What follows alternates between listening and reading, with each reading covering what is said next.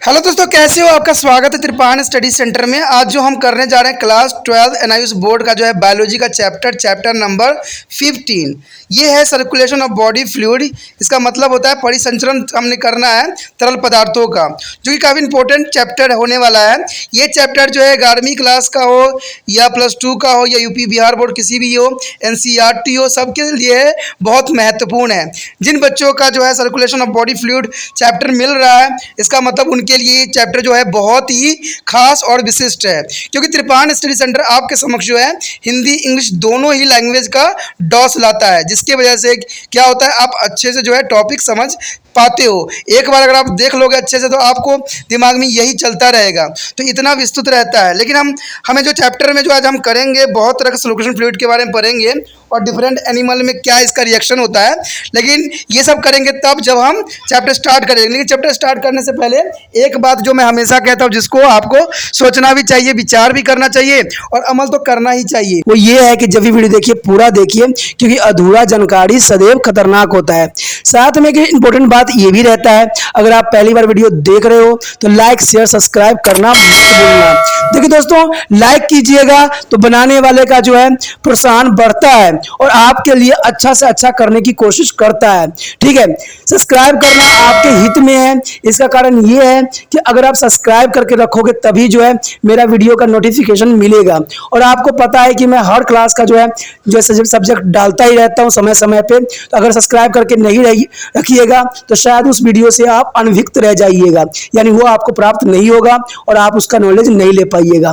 साथ में जो अगर आप शेयर करते हो तो शेयर करना एक जग कल्याण के समान माना जाता है। इसे ये होता है कि मान लीजिए कोई जो है बच्चा जो है मेरी वीडियो को उसकी जरूरत थी और आपके थ्रू वो वीडियो उसको पास पहुंचा है, तो वो सदैव ही आपका धन्यवादी रहेगा और सदैव ही आपका जो है शुक्रिया अदा करेगा कि तुम्हारे कारण मुझे जो है वीडियो प्राप्त हुआ। तो दोस्तों, आपको पता ही होगा कि त्रिपान स्टडी सेंटर सिर्फ एक क्लास के लिए ही अग्रसर नहीं है, ये कई क्लासों के लिए अग्रसर है। जैसे 8th 9th 10th 11th 12th CBSE के सारे चैप्टरों को कवर करेगा समय के साथ। प्लस जो है एनआईयूएस बोर्ड का 10th +2 को भी कवर करता है, सभी सब्जेक्टों का। प्लस जो है बीए पंजाब यूनिवर्सिटी का जो है फर्स्ट सेमेस्टर से लेकर 6th सेमेस्टर तक 8 सब्जेक्टों को कवर करता है। प्लस जो है एमए के जो है बच्चे ऑन डिमांड जो मुझे करते हैं कमेंट, उनके लिए भी त्रिपान स्टडी सेंटर जो है अग्रसर है। देखिए दोस्तों, त्रिपान स्टडी सेंटर इतना बड़ा है, विस्तृत है, तो आपको अभी जो लाइक शेयर सब्सक्राइब कीजिए और अपने दोस्तों के साथ बांटिए। ठीक है, तो भूलिए मत, ये करना आपका फर्ज है और मेरा कार्य करना है आपको टॉपिक लेके चलना है। देखिए आज देखते हैं हमारा आज टॉपिक क्या है। Today I am going to the circulation of the body fluid is the most important topic for the NIS +2 biology chapter number 15. There also is a NCERT and UP on Bihar board biology student, the circulation of the body fluid. The body fluid is the most important. There is the body of almost all animal has a sum of fluid circulation in the body. The fluid is constantly the distribution of system to supply of substance as well as the connective system to pick up the substance from the various part of body, including the dermatous cells. And what are this fluid, how they are circulated, and in what way do their function in our body. This and there are many more questions will be answered this lesson. After studying this lesson, you will be able to explain the importance of circulatory system in human body and differences between the open and closed system of circulations, and the list and draw the organ of circulatory system of cockroaches, and the list draw the organ of circulatory system in humans, and describe to the histology, function and conception of the blood in humans, and compare the structure and function of on arteries, veins and the capillaries, and explain the process of blood coagulation in a human and the name of the blood group, and describe to metabolism of blood transfusion, and also explain the blood pressures and describe the lymphatic system and mention their component, and define the immunity and describe to the different types, and explain various immunodeficiencies disorder, and name and describe some blood related disorders such as hypertension, anthroma and the atherosclerosis. Explain the importance of ECG and the role of pacemaker and treated to heart beat related disorder. The friend is the most important today chapter. दोस्तों ये chapter जो है दे तरल पदार्थों का परिसंचरण, ये बहुत ही इंपॉर्टेंट टॉपिक है। जो बच्चे एनआईयूएस में हैं उनको तो है ही है, जो बायोलॉजी के स्टूडेंट है, लेकिन ये एनसीईआरटी, यूपी बोर्ड और बिहार बोर्ड के बच्चों के लिए भी अत्यंत महत्वपूर्ण है। अगर उनमें जो है ये चैप्टर है सम्मिलित, तो इसका मतलब है उनका चैप्टर जो है बहुत बहुत इंपॉर्टेंट होने वाला है। तो ये चैप्टर बहुत इंपॉर्टेंट है क्योंकि हम इसमें बहुत कुछ जानेंगे। कहते हैं कि अगर परिसंचरण हमारे देह तरल पदार्थों की बात करें तो सभी प्राणियों में जो होता है ये किसी न किसी प्रकार से होता ही है, इसमें कोई दो राय नहीं है, दो विचारधारा नहीं है। कहते हैं जो शरीर के परिसंचरण यानी परिसंचरण का मतलब दोस्तों यही होता है, परि मतलब है चारों ओर और संचरण का मतलब होता है इधर उधर। तो इस तरह से जो है आपको परिसंचरण बना है, यानी परि का मतलब चारों ओर या उधर उधर हो सकता है, और संचरण का मतलब जाना आना, लाना ले जाना। तो यानी ये क्या करता है, फ्लूइडों को यहाँ वहाँ पहुँचाता है, बॉडी के डिफरेंट पार्टों में पहुँचाता है, जो हम ऑलरेडी जो है प्लांट वाला चैप्टर में किए थे, जिसमें हमने देखा था कि फ्लोएम और जाइलम का क्या इंपॉर्टेंट यहाँ पर कार्य थी। अब यही बात जो है इंसानों के यानी जो प्राणी, ठीक है, जो प्राणी जितने भी हैं उनमें कैसे ये जो होती है संचलन होती है। तो परिसंचरण का मतलब यही होता है दोस्तों, परि मतलब चारों ओर या इधर उधर, और संचरण का मतलब होता है जाना आना, लाना ले जाना।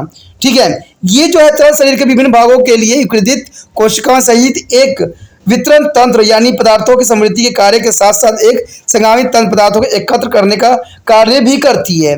और ये तरल पदार्थ कौन कौन से हैं इसके विषय में हम जानेंगे। इसका परिसंचरण किस प्रकार होता है और हमारे शरीर में इसका क्या कार्य है, ये भी हम जो है भली भांति समझने की कोशिश करेंगे। तथा ऐसा ही अन्य प्रश्नों का इस पाठ में जो है हम जानने की कोशिश करेंगे और समझने की कोशिश करेंगे कि इसमें और कितना कुछ है। लेकिन जब आप ये चैप्टर कंप्लीट कर लोगे तो आप बहुत कुछ जान जाओगे, जैसे कि मानव शरीर में परिसंचरण तंत्र के महत्व की व्याख्या कर सकोगे, खुले और बंद प्रकार के परिसंचरण में जो है अंतर बता सकोगे, और तिलचट्टे के परिसंचरण के विभिन्न अंगों की सूचना बना सकोगे, उनका जो है आरेख भी बनाने में सक्षम हो जाओगे। मानव के परिसंचरण तंत्र के विभिन्न अंगों की सूची भी बना पाओगे और उसके आरेखित चित्र भी बना सकते हो। और मानव में रुधिर के ऊतक विज्ञान और प्रकार के संगठन का भी वर्णन कर सकोगे। धमनी, शिरा और कोशिका की संरचना और उनके कार्य की तुलना भी करना आपके लिए आसान हो जाएगा। मानव में रुधिर संकलन की प्रक्रिया का व्याख्या भी कर सकोगे और जो है रुधिर समूह का उल्लेख कर सकोगे, जो बहुत काफी इंपॉर्टेंट होता है, यानी ब्लड ग्रुपिंग भी कर सकते हो और ब्लड ट्रांसफ्यूजन कैसे होती है इसके विषय में भी आप भली भांति समझ सकोगे। साथ में रुधिर दाब की व्याख्या भी कर सकोगे और रुधिर के संबंधी कुछ विकार यानी बीमारी जैसे कि उच्च रक्तचाप, एथेरोमा और ध्वनि कष्ट यानी एस्ट्रोचोलिसिस यानी इसके नाम बता सकोगे और उसका वर्णन भी कर सकोगे। दोस्तों यहाँ पर जो है एटरोरियोस्क्लेरोसिस जो होती है काफी खतरनाक बीमारी होती है, जिसके बारे में हम विस्तार से यहाँ चर्चा करेंगे। साथ में जो है हृदय संबंधन के संबंधी बीमारियां का जो उपचार करने में हम ईसीजी और पेस मेकर की क्या भूमिका है उसके विषय में हम यहाँ पर चर्चा करेंगे और समझने की कोशिश करेंगे। अब देखते हैं हमारा पहला जो है टॉपिक क्या है। The first topic is circulatory system. The here circulatory system, our body is made of cell. Our body made up of cells. Cells need a nutrition and oxygen to survive. Cell needs of nutrition and oxygen to survive, and waste need to be removed from them. It is a general processing for all animal. Means animals, plant, anyone.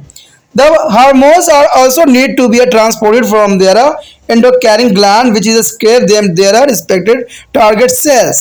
And this work is a transportation of nutrition gas, the base and other substance from one part to our body to the other part. It is a carry out the blood and term to the circulation. There is carry out by blood and term it is called to the circulation. The organ responsible for the flow of blood. The organ responsible for the flow of blood is the lymphs through their various part of the body consist of circulatory system. To understand what you mean to circulatory system, the organ responsible for the flow of blood and lymphs through the various part of body is a constitute their circulatory system.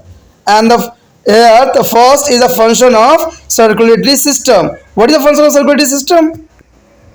The first is transport of nutrition to the tissue for their utilization. There is a transport of nutrient to the tissues for their utilizations, and transport of respiratory gases O2 and carbon dioxide to form the cell, and third is a collection of the metabolic waste from a different tissue and transporting them to secretory organ. There is a removal. Then the secretory's organ, there is removal for here, and transfer of the hormone from the endocrine gland to a target organ. The transfer of hormone from an endocrine gland to a target organ, and protection of body by the destroying pathogens, and uniforms or distribution of the heat in a body. It is a most important function of the circulatory system in a human body and other animals body. That is important. And the types of circulatory system here, depending upon the mode of circulations, the circulatory system may be open or closed type. The circulatory system is open and closed type. Here means two types of circulatory system. There is the open and closed type. So here first is open circulatory system. The open circulatory system is the blood does not be flow in a closed vessel, rather it is a flow through the part of body cavity. It is a remain mixed with the body fluid. That is the work for the open circulatory system. There is a blood does not flow to closed vessel, rather to flow to the part of the body cavity. And second is sufficient high pressure for the circulation on the not be maintained. Here, sufficient high pressure to circulation will not be maintained. Organs is like a fervence. An insect has an open circulatory system. It is the most important question for PMT. Fervence and insect has a open circulatory system. Okay, the open circulatory system here present. And what do you mean to a closed circulatory system? So here, a blood flow in the well-defined tube like a vessels. The blood flow will define it is a vessels and sufficient high pressure is maintained. Sufficiently this here the high pressure is a maintenance, and the system is a more efficiency than is open types. The closed system is found in all vertebrata. Friend, their closed system is found in all vertebrates. दोस्तों यहाँ पर जो है अत्यंत महत्वपूर्ण आ गया परिसंचरण तंत्र। ये काफी इंपॉर्टेंट है कि आखिर परिसंचरण तंत्र होता क्या है, किसे कहते हैं। आखिर इतना बात जो हम पढ़ रहे हैं तो परितंत्र का क्या है, आखिर इसके बारे में हमें जानेंगे। देखिए हमारे शरीर कोशिकाओं का बना होता है, ये तो आपको भली भांति आप समझे है कि जीवित रहने के लिए कोशिकाओं के पोषक पदार्थों की ऑक्सीजन और आवश्यकता होती है। देखिए हमारे कोशिकाएं तभी तक जीवित रहेगी जब तक इसमें ऑक्सीजन और जो है भोजन का स्थानांतरण होता रहेगा, नहीं तो ये जीवित क्यों रहेगी। आपने देखा होगा किसी को पेरिस और प्लास्टर जब लगाया दिया जाता है तो वहाँ के जो उस पार्ट के जो स्किन होते हैं वो क्या हो जाते हैं, बिल्कुल वाइट हो जाता है। तो इसका कारण क्या है, क्योंकि वहाँ पर ऑक्सीजन नहीं गई थी। ठीक है, तो कहते हैं हमारे कोशिकाओं को जो है पोषक पदार्थों और ऑक्सीजन की आवश्यकता सदैव बनी रहती है, और साथ ही उसके भीतर जो है उत्पन्न अपशिष्ट पदार्थों के बाहर निकालने की आवश्यकता होती है। मान लीजिए हम कोई भोजन ग्रहण किया है और वो हमारे बॉडी में कई दिनों तक रह जाता है, तो इसका मतलब है कि आपको बीमारी कई प्रकार के हो सकते हैं। तो ये बीमारी ना हो इसके लिए जो होता है ये अपशिष्ट के रूप में हमारे शरीर से बाहर निकाल दिया जाता है। तो इसको देखते ही हो कि कितने बंदों को जो है ऑक्यूपेशन रहती है, यानी जो कब्ज की शिकायत रहती है तो उनको कितनी तरह की तकलीफों को सामना करना पड़ जाता है। कहते हैं हार्मोन को भी श्वेत अंतस्वेत ग्रंथि जो उनका प्रस्वत करती है से उनकी लक्ष्य कोशिकाओं को पहुंचाने की आवश्यकता होती है। देखिए दोस्तों यहाँ पर यही होता है कि हार्मोन का भी यहाँ पर योगदान महत्वपूर्ण बना देता है, क्योंकि ये जो होती है सारी चीज़ों को जो है पहुंचाने में अपना महत्वपूर्ण योगदान देता है। यानी जितने भी पदार्थ होते हैं उनको पहुंचाने में हार्मोन का जो है विशिष्ट अपना महत्व रखता है। यानी सारे जो होते हैं हार्मोन के कंट्रोल में ही माने जा सकते हैं।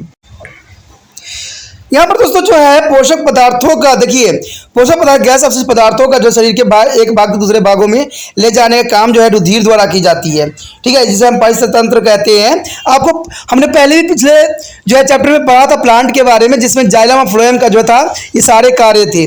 ठीक है, यानी पौधों में जो है जाइलम और फ्लोएम करता है, लेकिन इंसानों में जो होता है ये सारे काम जो है ब्लड का होता है, जो कि आपको जो रुधिर जो होती है यानी ब्लड जो होती है विभिन्न पार्टों में जो है पोषक पदार्थों गैसों और अपशिष्ट पदार्थों का जो है स्थानांतरित करने में करता है। और इस प्रक्रिया को हम क्या कहते हैं, परिसंचरण तंत्र कहलाता है, यानी परिसंचरण तंत्र कहते हैं। तो ये कभी बार एग्जाम में भी आ जाता है, तो याद रखना है सर्कुलेटरी सिस्टम किसे कहते हैं। तो परितंत्र में वे अंग शामिल होते हैं जो रुधिर और लसिकाओं के शरीर के विभिन्न भागों में ताल ले जाते हैं। यानी देखिए उस परितंत्र में सारे शरीर के अंग आते हैं, लसिकाएं आती है जो यहाँ पर जो है भली भांति इसका कार्य और उपयोग करती है। कहते हैं परितंत्र के कार्य। अब देखिए सबसे बड़ी बड़ी बात यहाँ पर आ जाता है कि परिसंतंत्र के प्रकार क्या है, क्या कार्य होता है। तो ये कार्य जानना आपके लिए अत्यंत महत्वपूर्ण है कि जो हमारा जो है सर्कुलेटरी सिस्टम का क्या वर्क है, क्या फंक्शन है इसका। तो सबसे पहले तो फंक्शन यही आता है कि पोषक तत्वों का परिवहन ताकि उनका उपयोग किया जा सके। सबसे पहले तो यही काम होता है कि पोषक तत्व को जो है शरीर के विभिन्न भागों में पहुंचाने का कार्य इसी का ही होता है। ठीक है, कोशिका में और उनसे श्वसन गैस यानी ऑक्सीजन और कार्बन डाइऑक्साइड का परिवहन भी इन्हीं के द्वारा ही होता है। तो ये भी काफी इंपॉर्टेंट बात रखता है। कहते हैं विभिन्न उत्कों जैसे उपयोगी अपशिष्टों को एकत्र करना तथा उनके निष्कर्षण के लिए उन्हें उत्संगों यानी उत्तंश अंगों को जो है विसर्जन यानी बाहर निकालना प्लस अंग तक पहुंचाना। तो ये सारे काम जो होता है परितंत्र के ही होते हैं।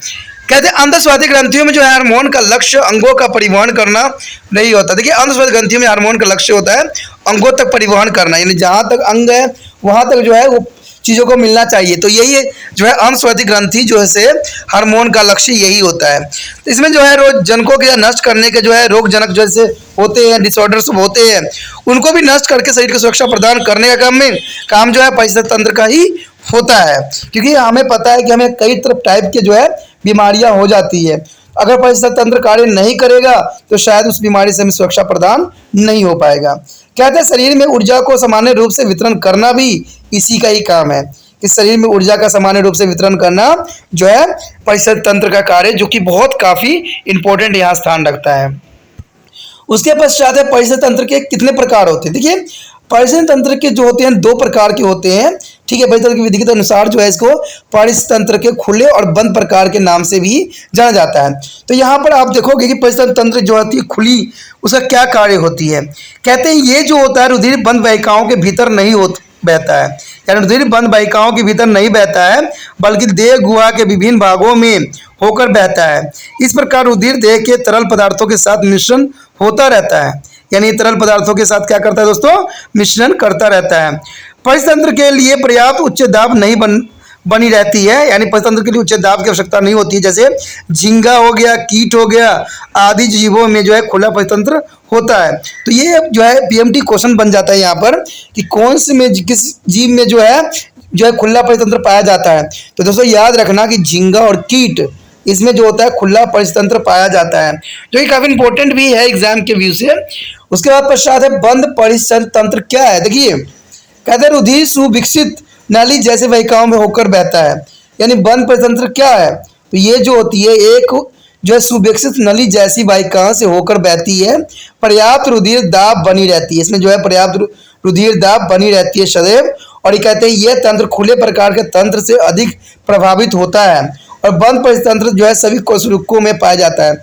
जितने भी कोशिकाओं से बने जीव जंतु हैं उन सब में जो है ये तत्व पाया जाता है, यानी बंद परितंत्र पाया जाता है। यानी जितने भी कोशिकाओं वर्टिब्रा है उसमें सब में ये पाया जाना एक बात सुनिश्चित करती है। The next topic is circulatory system of cockroaches. It is the most important topic. Cockroaches are their circulatory system. The circulatory system of the cockroaches is the open type.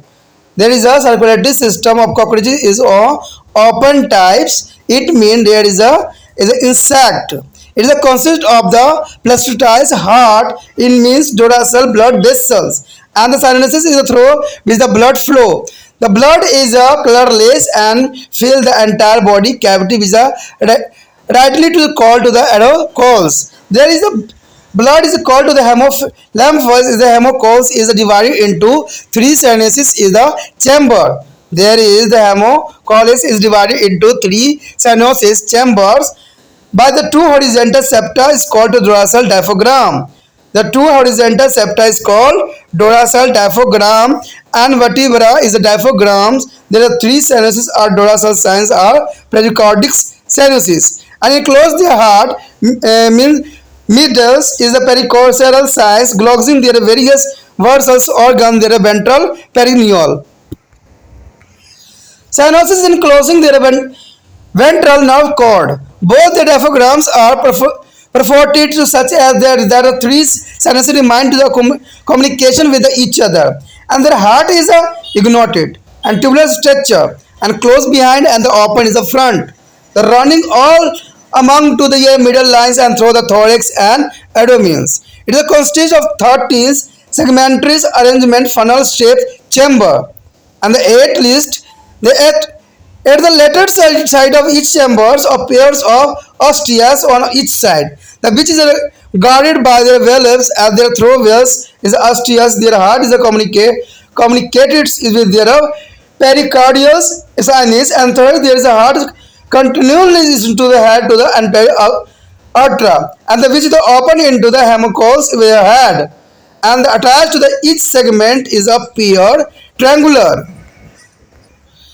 artery muscle present on either side of the heart. To show there a diagram the circulatory system of cockroaches, there is a heart stenosis and the dorsal stenosis, heart pericardial stenosis and the pantocneural stenosis. There is a digital diagram the structure of the system of cockroaches. There is a their blood is a colorless fluid. Friend, the cockroach has a colorless blood fluid made of plasma. The made of plasma and the cell turn to hemocytes and their blood of cockroach luck may be respiratory pigment. It is not be involved with the transportation of our respiratory gases, and it serves only for the transportation of the nutrient, maintenance of the hydrostatic pressure, and act the reserve of water. The blood of cockroaches is a circulate due to contraction of the relaxation of the heart and the arteries muscles. This is the most important. दोस्तों यहाँ पर अत्यंत महत्वपूर्ण बात आ गया cockroaches के बारे में। देखिए कॉकरोच को जैसे तिलचट्टे का नाम से भी जाना जाता है, उसकी परिसंचारी तंत्र कैसा होता है, तो क्योंकि कहते हैं ये बीएससी लेवल के बच्चों के लिए भी इंपॉर्टेंट रहता है, क्योंकि वहाँ पर जो है डायसेक्शन आ जाती है कॉकरोचेस का, और इसकी परिसंचारी तंत्र के विषय में भी पूछा जाता है जो बच्चों ने जूलॉजी ले रखी होती है। तो कहते हैं कई मानने में हर जगह इंपॉर्टेंट होता है, तो आपको सिलेबस रिगार्डिंग समझने का यहाँ जो है मौका मिल रहा है। और आपको पता है कि त्रिपाठी स्टडी सेंटर जो है कई तरह के मौके दे रहे हैं, हिंदी इंग्लिश में आपके समक्ष प्रस्तुत होते हैं, ठीक है, आपको हर तरह समझाने की कोशिश किया जाता है। तो दोस्तों आपका भी फर्ज है कि इसको जितना हो सके शेयरिंग कीजिए जिसको बच्चों की जरूरत है, क्योंकि त्रिपाठी स्टडी सेंटर जो है कोशिश यही करता है कि वीडियो हर एक बच्चों तक पहुंचे जिनको इसकी ज़रूरत है। क्योंकि मुझे पता है कि एनआईयूसी के बच्चे जो होते हैं उनको पढ़ाने वाला कोई टीचर सही से उपलब्ध नहीं होते हैं, क्योंकि उनका सिलेबस जो है डिफरेंट होती है, ठीक है, होता तो है लेकिन उनके डबल सिलेबसों का जो है डॉस होती है। तभी त्रिपाठी स्टडी सेंटर जो है यहाँ पर डबल डॉस लाता है हिंदी और इंग्लिश में, ठीक है। तो ये काफ़ी इंपॉर्टेंट यहाँ पर बात रखती है। तो आपका जो फर्ज है दोस्तों, इसको जितना हो सके शेयर करने की कोशिश कीजिए, और दूसरे बच्चे जो एनआईयूसी में पढ़ते हैं उन तक पहुंचाने में जो है आप मेरी मदद कर सकती हो, ठीक है। कहते हैं जो जग कल्याण की बात होती है ना, उसमें सोचने की आवश्यकता नहीं होती है, ठीक है। गलत काम करोगे तो उसको करने से पहले आपको 50 बार सोचने की आवश्यकता होगी, क्योंकि इसका अच्छा और बुरा, लेकिन यहाँ पर कोई बुराई नहीं है, किसी तरह की कोई प्रॉब्लम नहीं, क्योंकि ये जो है दूसरे बच्चे तक जो है पहुँचाने का एक साधन है। क्योंकि मैं तो इसमें डाल देता हूँ, आ जाता हूँ, बना के आपके पास पहुंचा देता हूँ, लेकिन इसको आगे दूसरे बच्चे तक जो जरूरतमंद है उन तक पहुंचाना शायद मेरे बस में है नहीं, क्योंकि मैं हर जगह नहीं हूँ। तो इसलिए आपको जो है यहाँ पर चैन के रूप में जो है बनाया गया है कि आप एक चैन बनाइए जिसकी वजह से दूसरे बच्चे तक भी ये वीडियो पहुंचे। तो सोचिए नहीं, समझिए नहीं, सिर्फ आपको क्या करना है, इसको शेयर करना है, और पढ़ाई को जो है अच्छे से पढ़ के अच्छे मार्क्स लेके जो है माता पिता को खुश करने की कोशिश करना है। और ये करने में आप सक्षम भी होगे, क्योंकि अब जो है त्रिपाठी स्टडी सेंटर का जो है हेल्प आपको मिल रहा है, ठीक है। तो आप जो है आप सोचने वाली बात कभी नहीं रहेगा। जो बच्चे मेरे साथ जुड़ गए हैं उनको जो है मैं 100% जो है अच्छे से अच्छे मार्क्स दिलाने की सदैव कोशिश में ही लगा रहूंगा। चलिए ये तो बात था एक जग कल्याण की बात, जिसको आपको समझिए तो अच्छा है, नहीं समझिएगा तो इसका हम कुछ नहीं कह सकते, क्योंकि हम तो सिर्फ बोल सकते हैं, आपको जबरदस्ती करवाया नहीं जा सकता। क्योंकि कहते ना अच्छे काम हो उसको करने के लिए कोई किसी को जोर देने की जरूरत नहीं पड़ता है, अच्छे काम हाथ जो है ऑटोमेटिक कर जाता है। तो इसमें सोचने की बात नहीं रहती, न समझने की बात रहती है।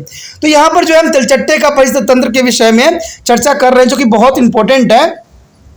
कहते हैं तिलचट्टे का परिवहन तंत्र जो खुले प्रकार की होती है, यानी ये ओपन टाइप होती है, यह एक संवेदनशील हृदय होती है, और इसका पुष्ट रुधिर के वाहिकाएं और विभिन्न कटोरे का बना होता है, जिसमें होकर यानी कटोरों से का बना होता है जिसके होकर रुधिर बहता है।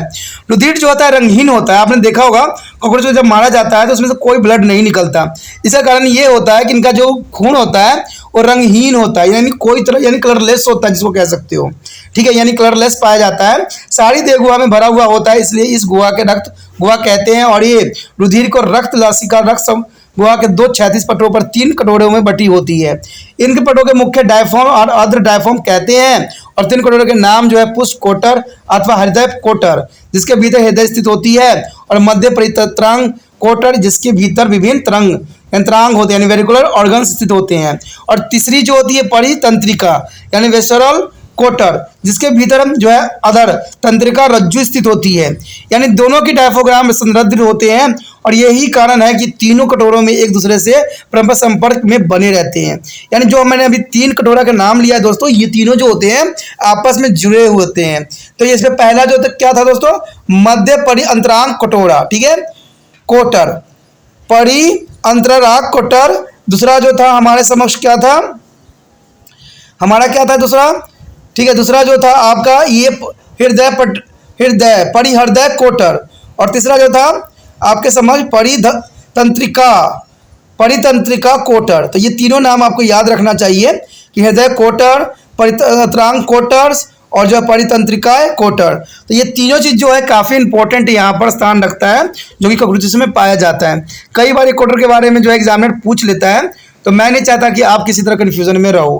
कहते हैं ये दोनों ही डायफॉर्म्स संदर्भित होते हैं, और यही कारण है कि तीनों कटोरे में एक दूसरे से काफ़ी संपर्क रहते हैं, यानी इनका संपर्क जो है बना रहता है। और काफ़ी इंपॉर्टेंट यहाँ पर बात भी रखता है। कहते हैं हृदय एक दृढ़ीकृत नालिकाएं से रचना होती है, जो अपने पिछले छोर पर सदैव बंद रहती है। यानी हृदय जो होती है पिछले छोर पर बंद रहती है और अग्र सिरे पर खुली हुई रहती है। हृदय वक्ष के उदर की संपूर्ण लंबाई में मध्य रेखा के सहारे स्थित होता है, और हृदय से खंडस यानी व्यवस्थित तरह जो है कीप आकार कक्षों का बना हुआ होता है। यानी प्रत्येक कक्ष के पक्ष में जो है प्रत्येक और एक दूसरे के जोड़े सम्य यानी अस्टियम्स होते हैं, और प्रत्येक अस्टियम में एक काप्ट वल्य लगा होता है। इन अस्टियमों के द्वारा हृदय जो है परिहृदय कोटर्स के संपर्क में बना रहता है, और आगे का तरफ जो है हृदय जो है सिर के भीतर एक अग्र महाधवनी के साथ अवांछनीय रूप से जुड़ा हुआ रहता है, जो सिर की रक्त समूहों में खुलती है। हृदय के दोनों तरफ जो है प्रत्येक खंड के साथ एक जोड़ी पक्षकार पेशियां लगी होती है। जैसे आप चित्र में भी देख सकते हो कि यहाँ पर जो है तिलचट्टे का परितंत्र दिखाया गया है। ठीक है, ये बहुत साधारण डायग्राम है, ठीक है, लेकिन है डिजिटल। 6 साइलस आपको दिखेगा, 6 साइलस, ठीक है, पुष्ट साइलस, हृदय परिसरल साइलस और पेरिन्यूक्लियर साइलस। तो इस तरह जो है इसके परितंत्र तंत्र नजर आते हैं जब आप उसको माइक्रोस्कोप में देखोगे। कहते हैं कि रुधिर रंगहीन तरल होती है, और यह तरल जो है लसिका एवं रुधिर कोशिकाओं का बना हुआ होता है, जिसे हम रुधिर धारी यानी हीमोसाइटिस भी कहते हैं, क्योंकि तिलचट्टे के रुधिर में कोई श्वसन वर्णक नहीं होता है। इसलिए श्वसन जो है गैसों के परिवहन में इनकी जो है कोई भूमिका नहीं रहती है। वह तो केवल पोषक पदार्थ के परिवहन और द्रव्य क्षैतिज दाब के बनाए रखते हैं, और जो है जलाशयश के रूप में कार्य भी करते हैं। तिलचट्टे के रुधिर का परितंत्र जो है हृदय और पक्षकार पेशियों के संकुलन और स्खलन के कारण होता है, जो काफ़ी इंपॉर्टेंट भी रहता है। The most important topic, the organ of human circulatory system. The human circulatory system here. The circulatory system is a consist of flowing part. They have the center pumping organ, blood vessels, their connective tubes, arteries, veins, and capillaries here. Friend, here show the external structure of human heart. Is the most important heart. That is a very normal structure. That is all make there easily. There is a left anterior vena cava, and the left arcus is a pulmonary venous, and there are left ventricles, and here right anterior vena cava and then arcus and the pulmonary arteries, and the right ventricles and the pericardiums and the posterior vena cava.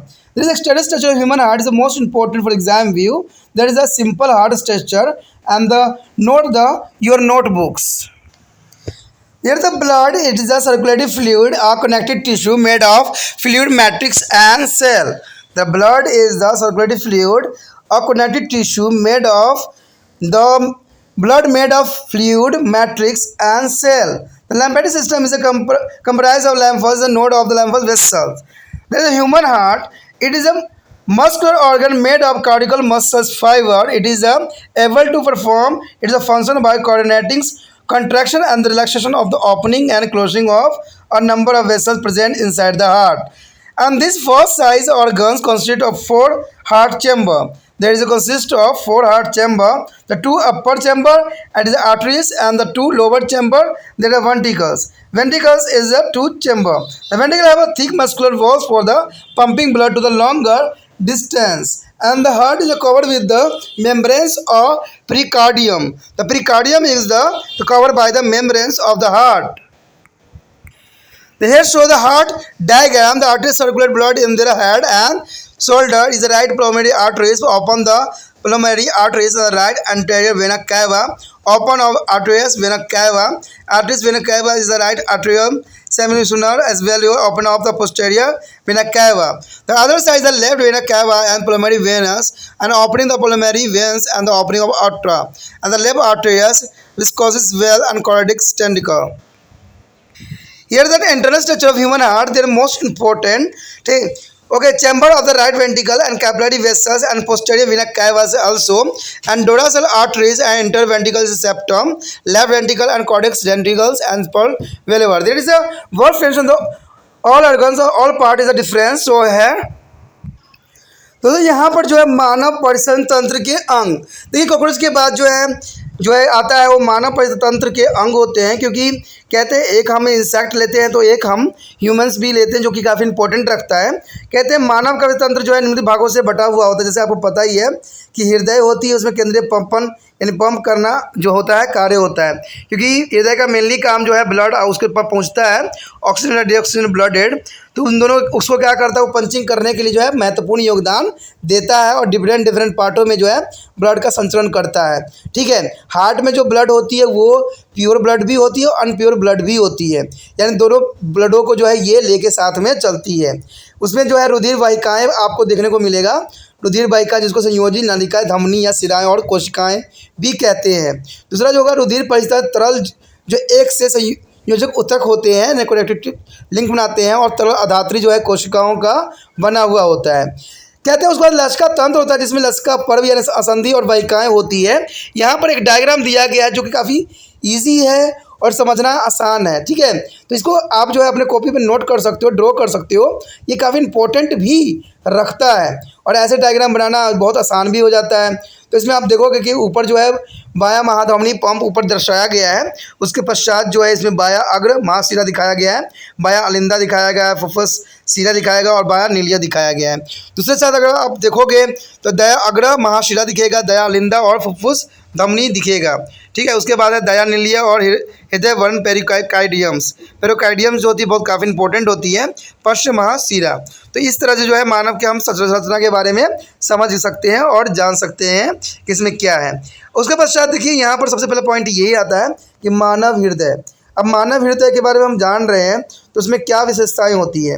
कहते हैं यह एक पेशी अंग है जो हृदय पेशी जो है रेशों का बना होता है। यह अपना कार्य अपने संकुलन और स्थलन के और अपने भीतर स्थित अनेक कपाटों खुलने और बंद होने के लिए तैयार करती है। आपको पता ही है कि जो इसमें डायग्राम दिखाया गया है वो काफ़ी इंपॉर्टेंट है। कहते हैं इसके बीच जो है सामंजस्य स्थापित करने का संपन्न करती है और जो है मुठ के आकार का यह अंग 4 कक्षों में बना हुआ होता है। अगर आप अपनी मुट्ठियों को बंद करते हो ना, इतने साइज का ही हमारा हृदय होती है, और इसमें कहते हैं 2 ऊपरी अक्ष और 2 नीलीय अक्ष, नीली भित्तियाँ और मोटा पेशी युक्त होती है, ताकि रुधिर को जो है शरीर के दूरस्थ भागों तक पंप कर सके, और हृदय के जो है चारों ओर झिल्ली चढ़ी होती है जिसे हम हृदय वारण कहते हैं। हृदय और प्लस वारण यानी पेरिकुडियम कहते हैं। पेरिकुडियम का मतलब ये होता है पेरी मतलब अराउंड और प्लस कार्डियल यानी हार्ट हृदय कहते हैं। तो इस प्रकार जो है ये अपना कार्य करता है। अब यहाँ पर जो है हृदय के जो है सेक्शन के बारे में जानना, उसके पार्टों के बारे में जानना आपके लिए महत्वपूर्ण रह जाता है। यहाँ पर आप अगर देखिएगा तो वो तो ऊपर वाला जो हमने हार्ट देखा था बहुत आसान था, और ये जो है थोड़ा सा डिफ़िकल्ट है क्योंकि यहाँ पर जो है डिफरेंट पार्टों को भी दर्शाया गया है। ठीक है, तो इसमें आप देखोगे तो दाएं फुफ्फुस धमनी दिखेगा, फुफ्फुस धमनी का रंध्र दिखेगा, दायां अग्र महाशिरा दिखेगा, दाएं अग्र महाशिरा रंध्र दिखेगा, अग्र महाशिरा दिखेगा।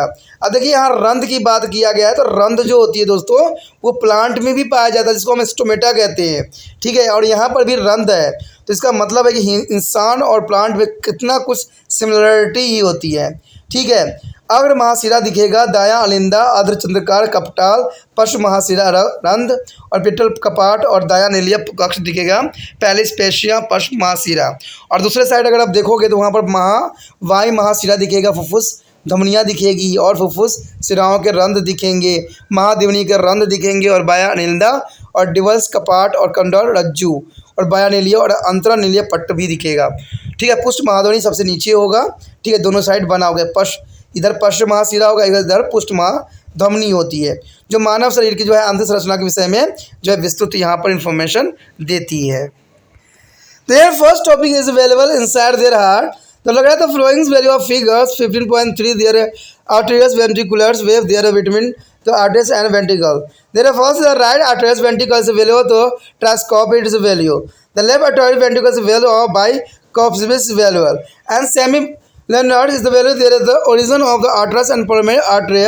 The valve open only on the one side like a door. They regulate the flow of the blood by the opening one side to the let the blood flow out there one direction only and prevent the back flow of the blood.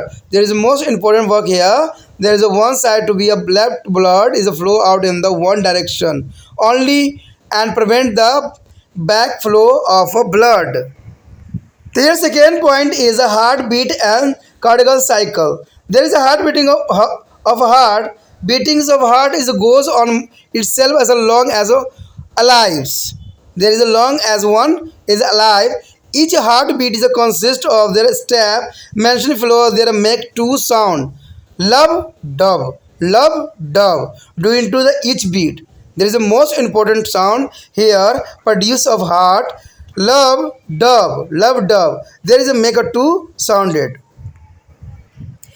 The heart is a beat start with the contraction or stillness of the arteries flow by the relaxation or distol. There a bulb sound or a first heart sound occur due to the choruses of the atrioventricular valve. There arteries systole.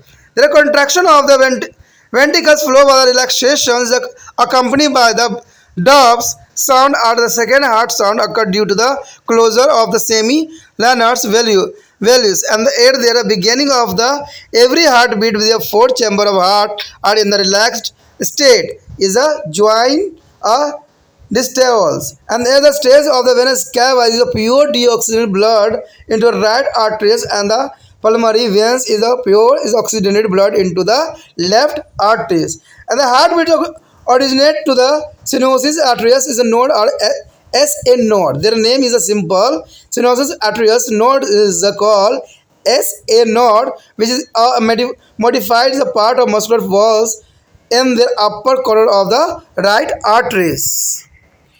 Arteriums and as a result, right arteriums is a contract artery cuspid as well as the push open and deoxygenated blood enter to the right ventricle. There is a deoxygenated blood. There enter to the right ventricle at the same time. The vescopis is a value is the pushed open and oxygenated blood flow into the left ventricles. Arterios as a ventricular node means AV node. The arterios ventricular node is called AV node. Modified the muscles is localized in the anterior septum and when to the impulse come from the SA node to AV node. The contracted is arteries began to relax and impulse past a bundle of HIS. The lining in the intraventricular septum, there is the pass of the percussis fiber. Percussis fibers lying in the balls of the ventral. As a result, ventricular contraction means ventricular systole. There is so the anterior structure. There is vagus nerves and thymus arteries node here and spread the excretions. And of course, is the ventricular nodes. Is the auriculars, ventriculars, bundles is the HIS. Is the both are called pancreas system. There is the most important here. Here the structure, there is a position of the sinovial arteries and arterial ventricular nodes and there are bundle of HIS is the conduction of impulse for the heartbeat. The since the sinus arteries node is initiated, they regularize to the heartbeat. It is also called their pacemaker. there is a heart is regularized if their heartbeat is called to the pacemaker. The pacemaker is influenced by the nerve hormones CO2 and O2 content of the blood and heart. Do you know? Sometimes the SA cerebral arteries node may be become a defected or damaged. A person may be need to have an artificial pacemaker grafted in their chest. This regularization of the heartbeat. The electrocardiograms means ECG. The ECG full form is electrocardiograms is the most important is the instrument that record the conduction of the heartbeat. This helps to detect to the heartbeat is a disorder. There is a disorder of the heartbeat. There is the most important instrument of electrocardiograms is the used by the conduction of the heartbeat.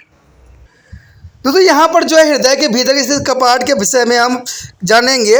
देखिए हम जो है यहाँ पर different heart के जो part है उसके विषय में हम चर्चा करेंगे, ठीक है। तो इसमें कहते हैं सबसे पहले तो यही आता है कि हृदय के भीतर स्थित कपाट। देखिए ये जो है आप अगर इसको पहचानना चाहोगे तो आपको लगेगा ये दायां अलिंद अनिलीय कपाट अथवा त्रिवलयन कपाट, tricuspid, tri means 3, capital means as a point के रूप में ये आपको दिखेगा। कहते हैं बाह्य अलिंदा नीलिय जो है कपाट अथवा द्विवलंगन कपाट बाय स्वेप्ट स्पेस के द्विवलयन महाधमनी और फुफ्फुस धमनी के उद्गम स्थल पर जो है अर्धचंद्राकार कपाट दिख जाता है। कहते हैं ये कपाट किसी दरवाजे की भांति केवल एक ही दिशा की तरफ खुलते हैं और केवल एक ही दिशा में खुलते हुए रुधिर प्रभाव का नियमन भी करते हैं ताकि रुधिर एक ही दिशा में बहे और इस प्रकार रुधिर को विपरीत दिशा में बहने को रोकता है। तो देखिए कितना इंपॉर्टेंट बात यहाँ पर आता है कि हृदय जो है जो हमारा ब्लड बहता है वो सदैव ही एक ही दिशा की तरफ बढ़ता है। उसके बाद पश्चात है हृदय स्पंदन और हृदय चक्र। कहते हैं जब तक व्यक्ति जीवित है तब तक हृदय संबंधन स्वयं अपने आप होता ही रहता है, यानी एक तरह से ये अनैच्छिक क्रियाएं हैं, ठीक है। इसको आप रोक नहीं सकते और ये इसको आप बंद नहीं कर सकते। प्रत्येक हृदय संबंधन में निम्नलिखित चरणों में पूरा होती है। एक चक्र पूरा करने के दौरान मुख्य 2 प्रकार की ध्वनि सुनाई देती है, एक लव एक डव। लव डव ये तो आपको धड़कन पता ही है कि आप सुनोगे तो कहेगा डक डब, यानी लव डब, लव डब की आवाज़ आपको सुनाई देगी। तो इसमें सबसे पहला पॉइंट यही कहता है कि हृदय संबंधन शुरुआत जो है लिंदा के संकुचन अथवा संकुचन के बिंद होता है सेट्रोल्स से होता है, जिसके बाद जो है स्थिलन और अनुस्थिलन की अवस्था में होती है। लव की ध्वनि का हृदय की पहली ध्वनि अलिंदा निर्धारित कपाट के बंद होने के कारण होता है। जब ये बंद होता है तो हमें कैसा आवाज़ सुनाई देता है? लव की आवाज़ सुनाई देता है। लेकिन कहते हैं नीलिया का संकुचन के बाद उसके शिथिलन की अवस्था आने पर डब ध्वनि अथवा हृदय की दूसरी ध्वनि सुनाई देती है। ये सब चंद्राकार कपाटों के अंदर होने के कारण उत्पन्न होती है। देखिए कपाट के अंदर होता है इसलिए जो है हमें लव और डब की जो है आवाज़ सुनाई हृदय से देती है। कहते हैं प्रत्येक हृदय संबंधन के आरंभ में हृदय के 4 कक्ष स्थिर अवस्थाओं में होती है। इस अवस्था में जो है महाशिरा यानी वेना कैवा जो है वी ऑक्सीजन रुधिर को दाएं अलिंदे में डाल देता है और फुफ्फुस शिरा जो है ऑक्सीजन रुधिर को बाएं अलिंदा में छोड़ देता है। तो इस प्रकार जो है कार्य भी करता है। कहते हैं हृदय संबंधन का आरंभ जो है शिरानाल अलिंदा पर्व यानी SA नोड में होता है, जो कि दायां अलिंदा कक्ष की पेशी भित्ति की एक रूपांतरित भाग होता है। कहते हैं शिरानाल जो अलिंदा पर्व दायां अलिंदा के ऊपरी कोने पर ही स्थित होती है, जैसे हम चित्र में आगे देखेंगे।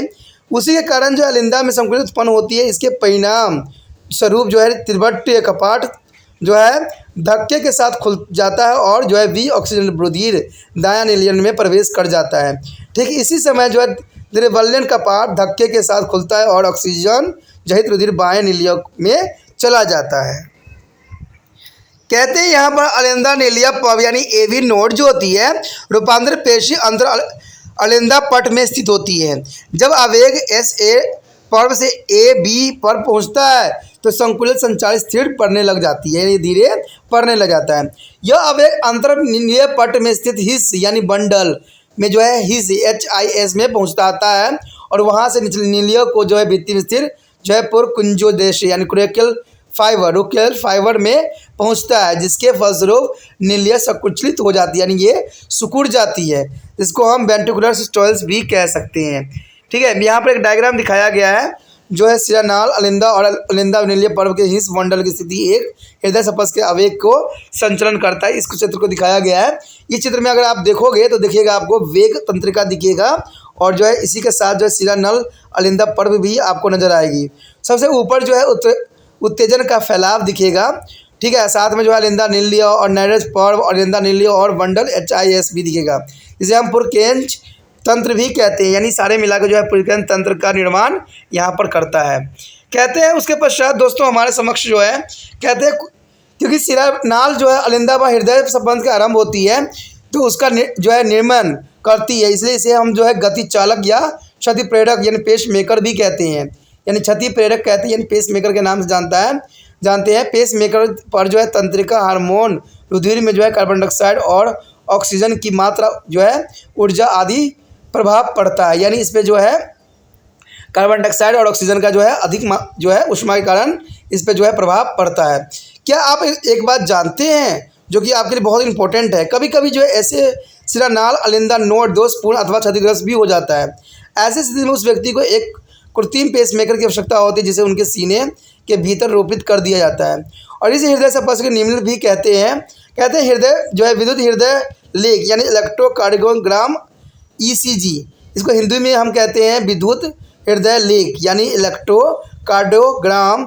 यह यंत्र है जो हृदय संबंधन के संचलन को रिकॉर्ड करता है और इस यंत्र को जो है हृदय संबंध विकार के जाने सकने में भी सहायता हमें काफ़ी हद तक इससे मिलता है। The our next point is the blood vessels. Friend, here the tubes that transporting blood are called to blood vessel. The tubes that transporting blood are called blood vessel. Their balls of blood vessels has a three layers: is tunica externa and the tunica media and tunica interna. There is a three types here. There are three kind of blood vessel: arteries, capillaries, and vein. There are artery, capillary, and the vein. There is a three vessels different in structure and speed of blood flow as shown in their diagrams, and comparison structure of function of the arteries and capillary in the vein. So friend, here show the important table, the arteries, capillary, and vein. The arteries is one, capillary is second, and vein is the third.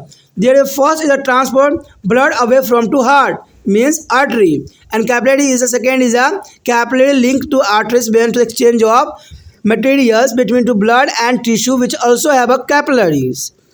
And veins is the site of transport of blood to the heart. And other side is the arteries is the tunica media is a thick and they are composed of elastic muscular tissue.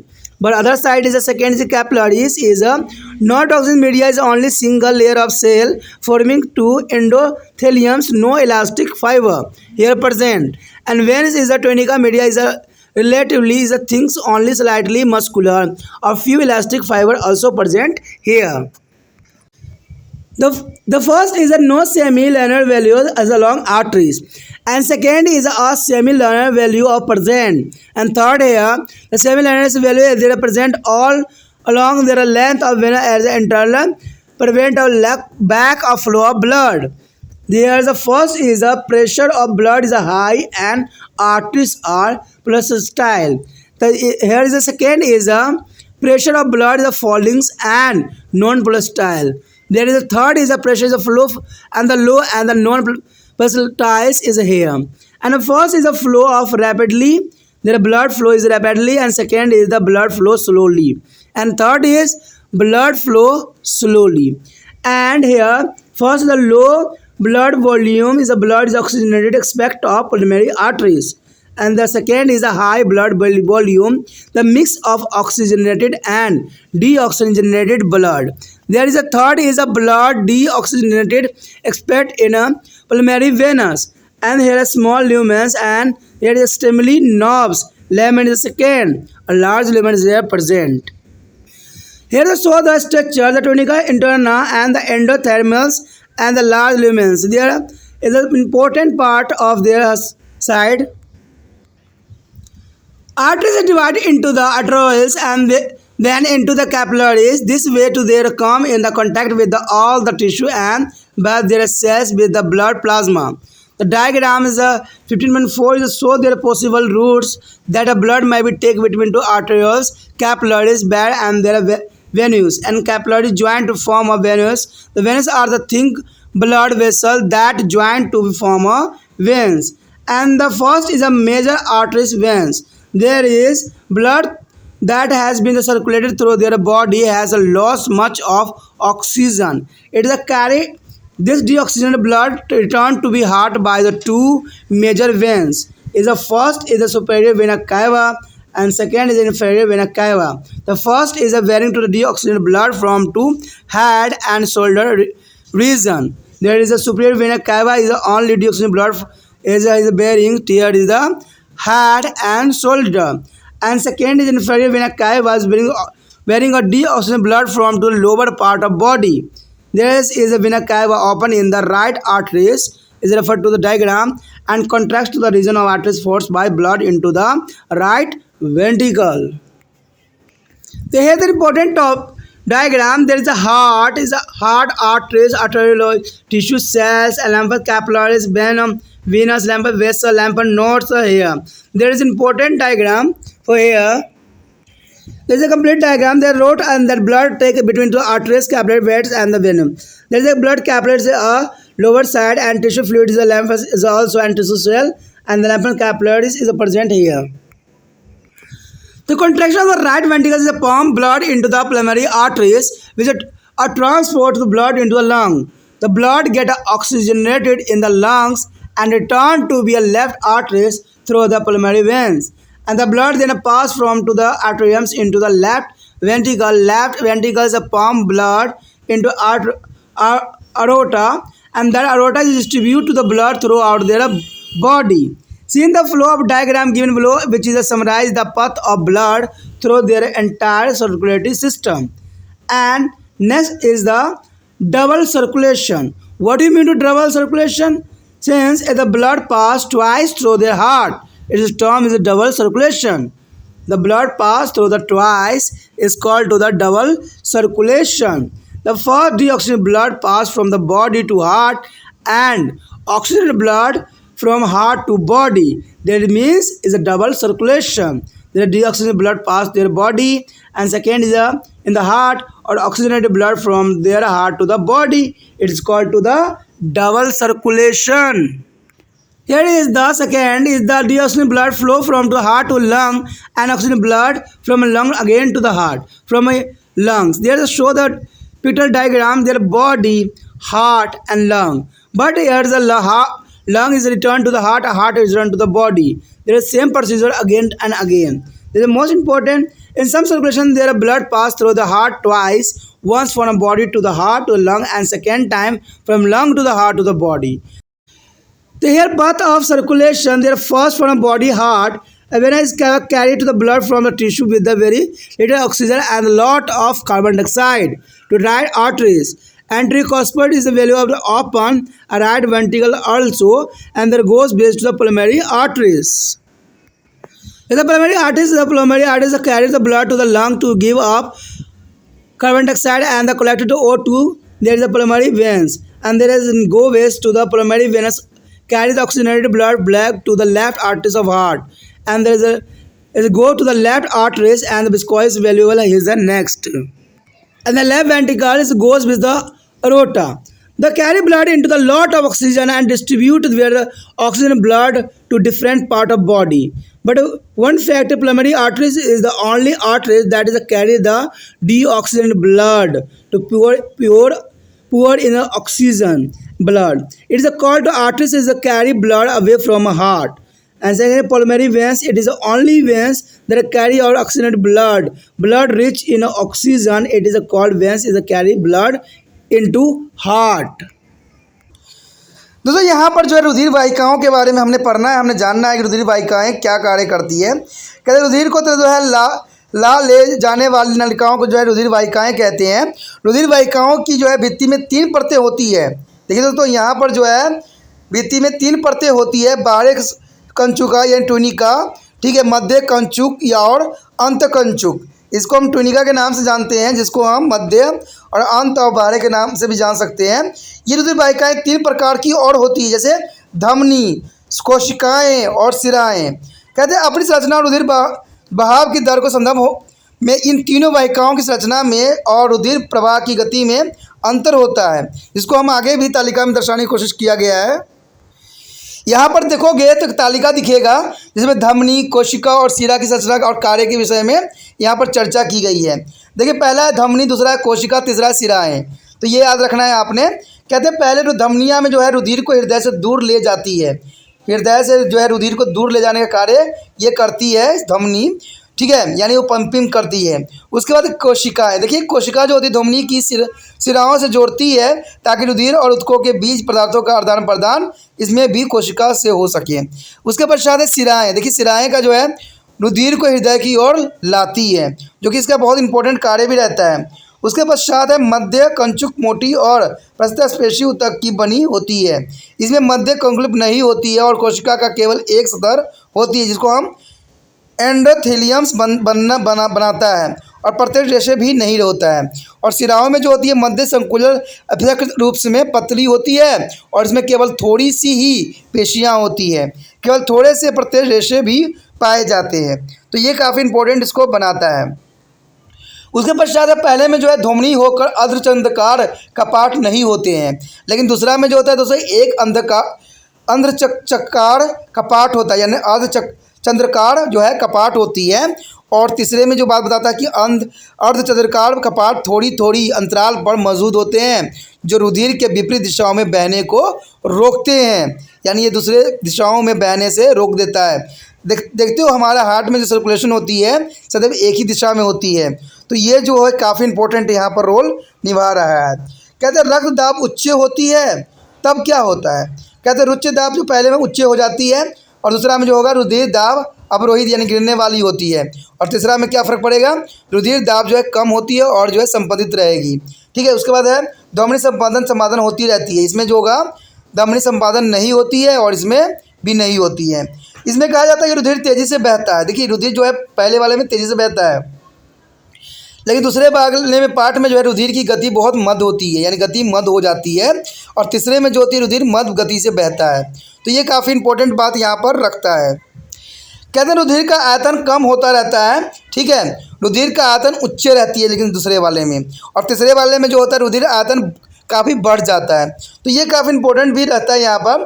पहले में कहते हैं रुधिर ऑक्सीजनित केवल वह धमनी को ही छोड़ कर जाता है, लेकिन यहाँ जो दोस्तों होता है दूसरे में ऑक्सीजनित और बी ऑक्सीजनित दोनों प्रकार के रुधिर मिश्रित होते हैं इसके अंदर, ठीक है। दूसरे वाले में दोनों प्रकार के जो होते हैं ब्लड मिश्रित होते हैं।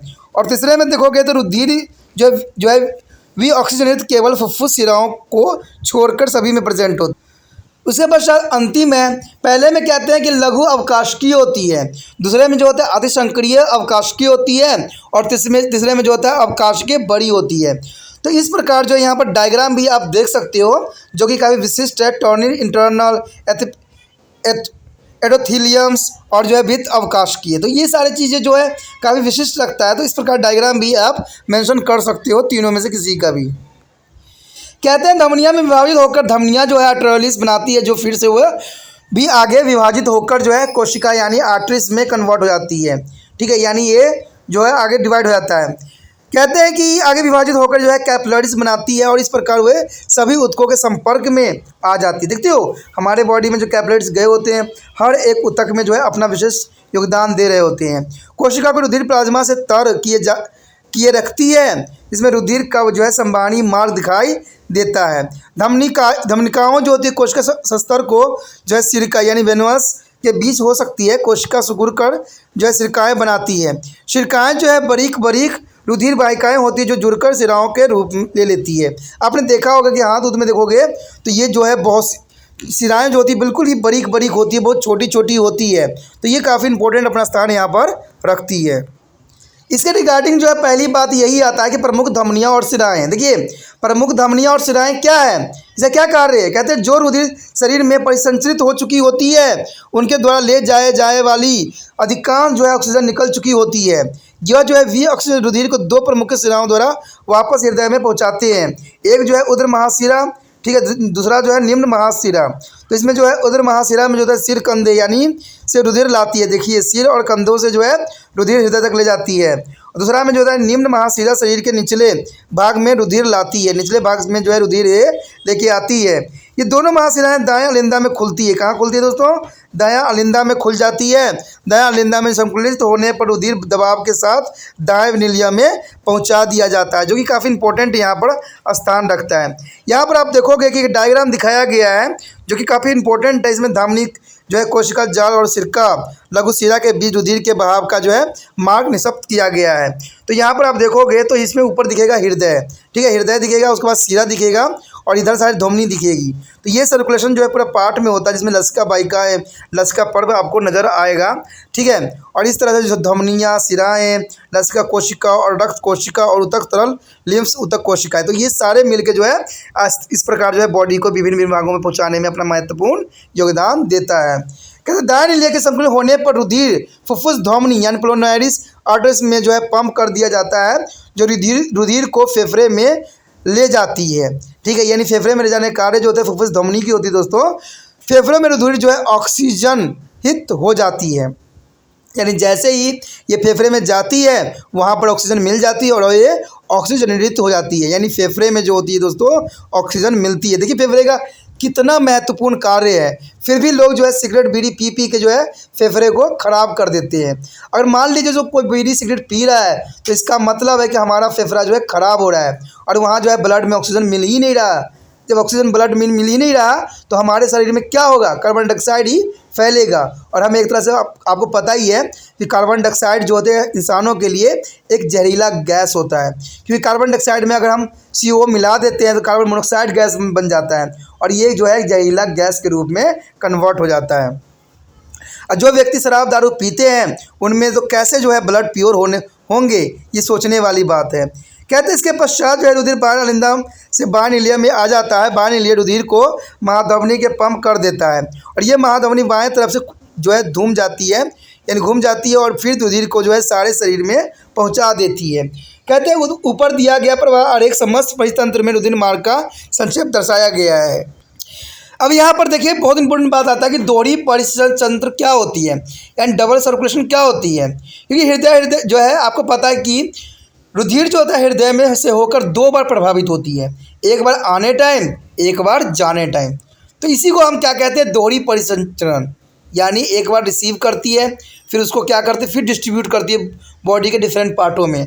तो पहले में जो होता है वी ऑक्सीजनेटेड ब्लड, यानी डी ऑक्सीजनेटेड ब्लड को जो है रुधिर हृदय से ऑक्सीजनेटेड रुधिर को हृदय के शरीर में लाता है, यानी जाता है यहाँ से लेके विभिन्न भागों से हृदय पे, ठीक है। वहाँ पर जो है फिर डी ऑक्सीजन ब्लड से रुधिर हृदय से फेफड़े और ऑक्सीजन रुधिर को फेफड़े में ले जाता है।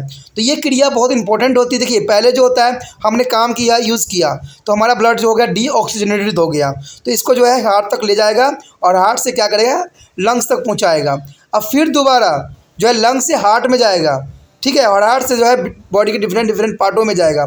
तो इस प्रकार जो है ये दोहरी भूमिका अदा करता है, इसलिए हम इसको डबल सर्कुलेशन कहते हैं, यानी इसको हम कहते हैं दोहरी परिसंचरण कहलाता है, ठीक है।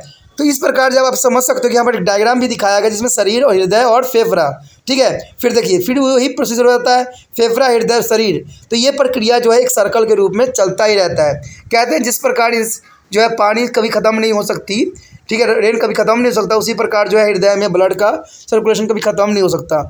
लेकिन इंसानों में गलती की वजह से ये सर्कुलेशन जो होती है बंद हो जाती है, जिसको हार्ट अटैक का नाम दिया गया है। तो हमें इन बातों पर जो है बहुत ध्यान से गणना और समझने की आवश्यकता है और इसमें सोच विचार के अपना जीवन यापन करने की यहाँ पर आवश्यकता है। कहते हैं एक पूरे परिसंचरण में रुधिर 2 बार हृदय से होकर गुजरता है, एक बार वो है शरीर से हृदय में और फिर फेफड़े में, और दूसरी बार फेफड़े से हृदय में और फिर शरीर में। तो ये तो बात आप समझ ही गए होंगे। तो ये परिसंचरण मार्ग में क्या क्या होता है, अगर ऐसा परिसंचरण मार्ग खुलता है तो उसमें आप देखोगे एक फ्लो चार्ट दिखाया गया है। पहले शरीर में हृदय में महाशिरा ऊतकों और बहुत कम ऑक्सीजन और कार्बन डाइऑक्साइड भरपूर रुधिर को दायां अलिंदा में हो जाता है। तो यहाँ पर क्या करता है, त्रिपट्टल कपाट खुल जाता है और दायां नीलिया फुफ्फुस धामनी, ठीक है, की तरफ चला जाता है। फुफ्फुस धामनी जो रुधिर को फेफड़े तक ले जाती है ताकि कार्बन डाइऑक्साइड को वहीं फेफड़े में छोड़ दे और ऑक्सीजन को प्राप्त कर ले। तो उसके पश्चात जो है फुफ्फुस शिराएं ऑक्सीजनित रुधिर को वापस फुफ्फुस शिराओं हृदय बाह्य अलिंदा में ले जाती है। ठीक है, और जब बाह्य अलिंदा में चला जाता है तो बाह्य अलिंदा में जाएगा, फिर दिलवेन कपाट में जाएगा, फिर बाह्य नीलिया में, फिर लास्ट में धमनिया में जाएगा। तो इस तरह से जो है ऑक्सीजन से लदे भरपूर रुधिर को शरीर के विभिन्न भागों में पहुंचा दिया जाता है, जो कि बहुत काफ़ी इंपॉर्टेंट रखता है। कहते हैं यहाँ पर एक फैक्ट है, इंपॉर्टेंट बात आती है कि फुफ्फुस धमनी एकमात्र धमनी है जिसमें जो है बी ऑक्सीजन ब्लड कम यानी ऑक्सीजन वाला रुधिर बहता है, यानी ऑक्सीजन जो है कम यहाँ बहता है। यानी फुफ्फुस धमनी में जो दोस्तों होता है यहाँ बहुत ही कम ऑक्सीजन जनित ब्लड बहता है, क्योंकि यह वाहिकाएं रुधिर के हृदय से दूर ले जाने का कार्य करती है, इसलिए धमनी कहलाती है। ठीक है, उसके पश्चात है हमारा फुफ्फुस शिरा। यह एकमात्र शिरा है जिसमें जो है ऑक्सीजनित O2 से भरपूर रुधिर बहता है, और यह वाहिकाएं रुधिर के हृदय में ले जाने का कार्य भी करती है। अंततः ये शिरा कहलाता है। यानी ये दोस्तों क्या कहलाता है, ये शिरा कहलाता है, जो कि काफ़ी इंपॉर्टेंट यहाँ अपना स्थान रखता है। Our next important topic is the components and function of blood. Friends, most important here, the components and functions of blood. The blood is their red color, thick and slightly alkaline. The fluid with which keep us circulating in our body through the blood vessels. Why is the blood so important? It is important because the first is it is a transport substance in a body such as oxygen, nutrients and hormone. Why is the blood is important? Important because it is a transport for the such oxygen and nutrition and the hormones for all over the body, and it is also carry the base to the kidney. There is also to the carry the base to the kidney. It's a protect the body against diseases. The blood it's a protect the body against diseases, and a third is to maintain the normal body temperature. So blood is most important for human body. It is a maintenance all over the oxygen, nutrition, hormones, based materials and diseases, and also maintain the temperature in human body. The component of blood here. The blood is a fluid connected tissue made of plasma and blood cell. The blood is the part of plasma and blood cell. This is most important, the plasma and cellular component. The plasma is 55% in human body and cellular component is 45% in human body. There is a plasma divided by the water 90% and protein like a less than 10. There is a plasma is divided by the water 90% and protein, and here cellular component is a 45%. There is a divided by the red blood corpuscles RBC and white blood corpuscles yani means WBC. The platelet is a piece of cell without a nuclei. There is a most important part of cellular component and plasma. There is explain of the plasma here. A plasma it is a pale yellow liquid consists of blood protein like albumins, globulins and the fibrinogen. The plasma has the other blood protein like globulins, globulins and fibrinogen. Here the function of the flowing function of the plasma here. The plasma as a function is a transport of product of is a digestion from a small intestine to the various tissue. The transport of product of digestion from a small intestine to the various tissue. And second is the transport of waste product from a tissue to the exit organ, and transport of hormones from the endocrine gland to the target of organ. And fourth is the maintenance of temperature by the distribution of the heat all over the body. There is a maintenance of temperature by distribution of the heat all over the body. And fifth is a provides a factor for a clotting of blood means fibrinogen. There is a clotting of blood is the reason being fibrinogen. Their fibrinogen is the clotting of blood, and renditions of fluid is of blood through the plasma protein. And seven is the maintenance of acid base equilibrium in blood. There is a maintenance of acid base equilibrium in blood. And 8 is a provide body immunity. There is a provide a body immunity through the antibiotic mean immunoglobulins, and there's which are the made by one kind of WBC and then released into plasma. There B is the blood cell. There is a blood cell of blood are there is the red blood corpuscle means RBC and white blood corpuscle means WBC and the cell fragment. The platelets blood cell are forming in the bone marrow. The blood formed in a bone marrow and their formation is a term of hemopoiesis and the given table gives their idea of cellular component, their origin, function and structure for here. There is the cellular component of blood, the component origin of cell, numbers and function. Friend components of 1, origin of the cell is a 2 and numbers of 3 and function is a 4. So here, erythrocyte is the red blood corpuscle here. It is the origin of bone marrow, their formation of bone marrow and number is a 5.0000. It means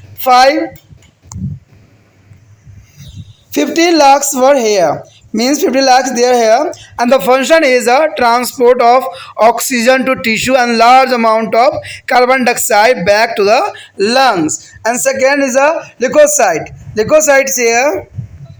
There is a formation of bone and there is a 400 is a number and the corpuscle is here. This is a granulocyte is a simply and there is 2% of total white blood cells is the count. Neutrophils 70% is a formation of bone marrow. Leukocyte and white blood corpuscle is also bone marrow is a formation and there is a granulocyte is also bone marrow formation. There is the 4900 and 1005, 105 and 35. The enters is the bacteria, antihistamines and properties and produce the histamines and parents. That is the most important. There is a neutrophils, eosinophils, basophils, the first there.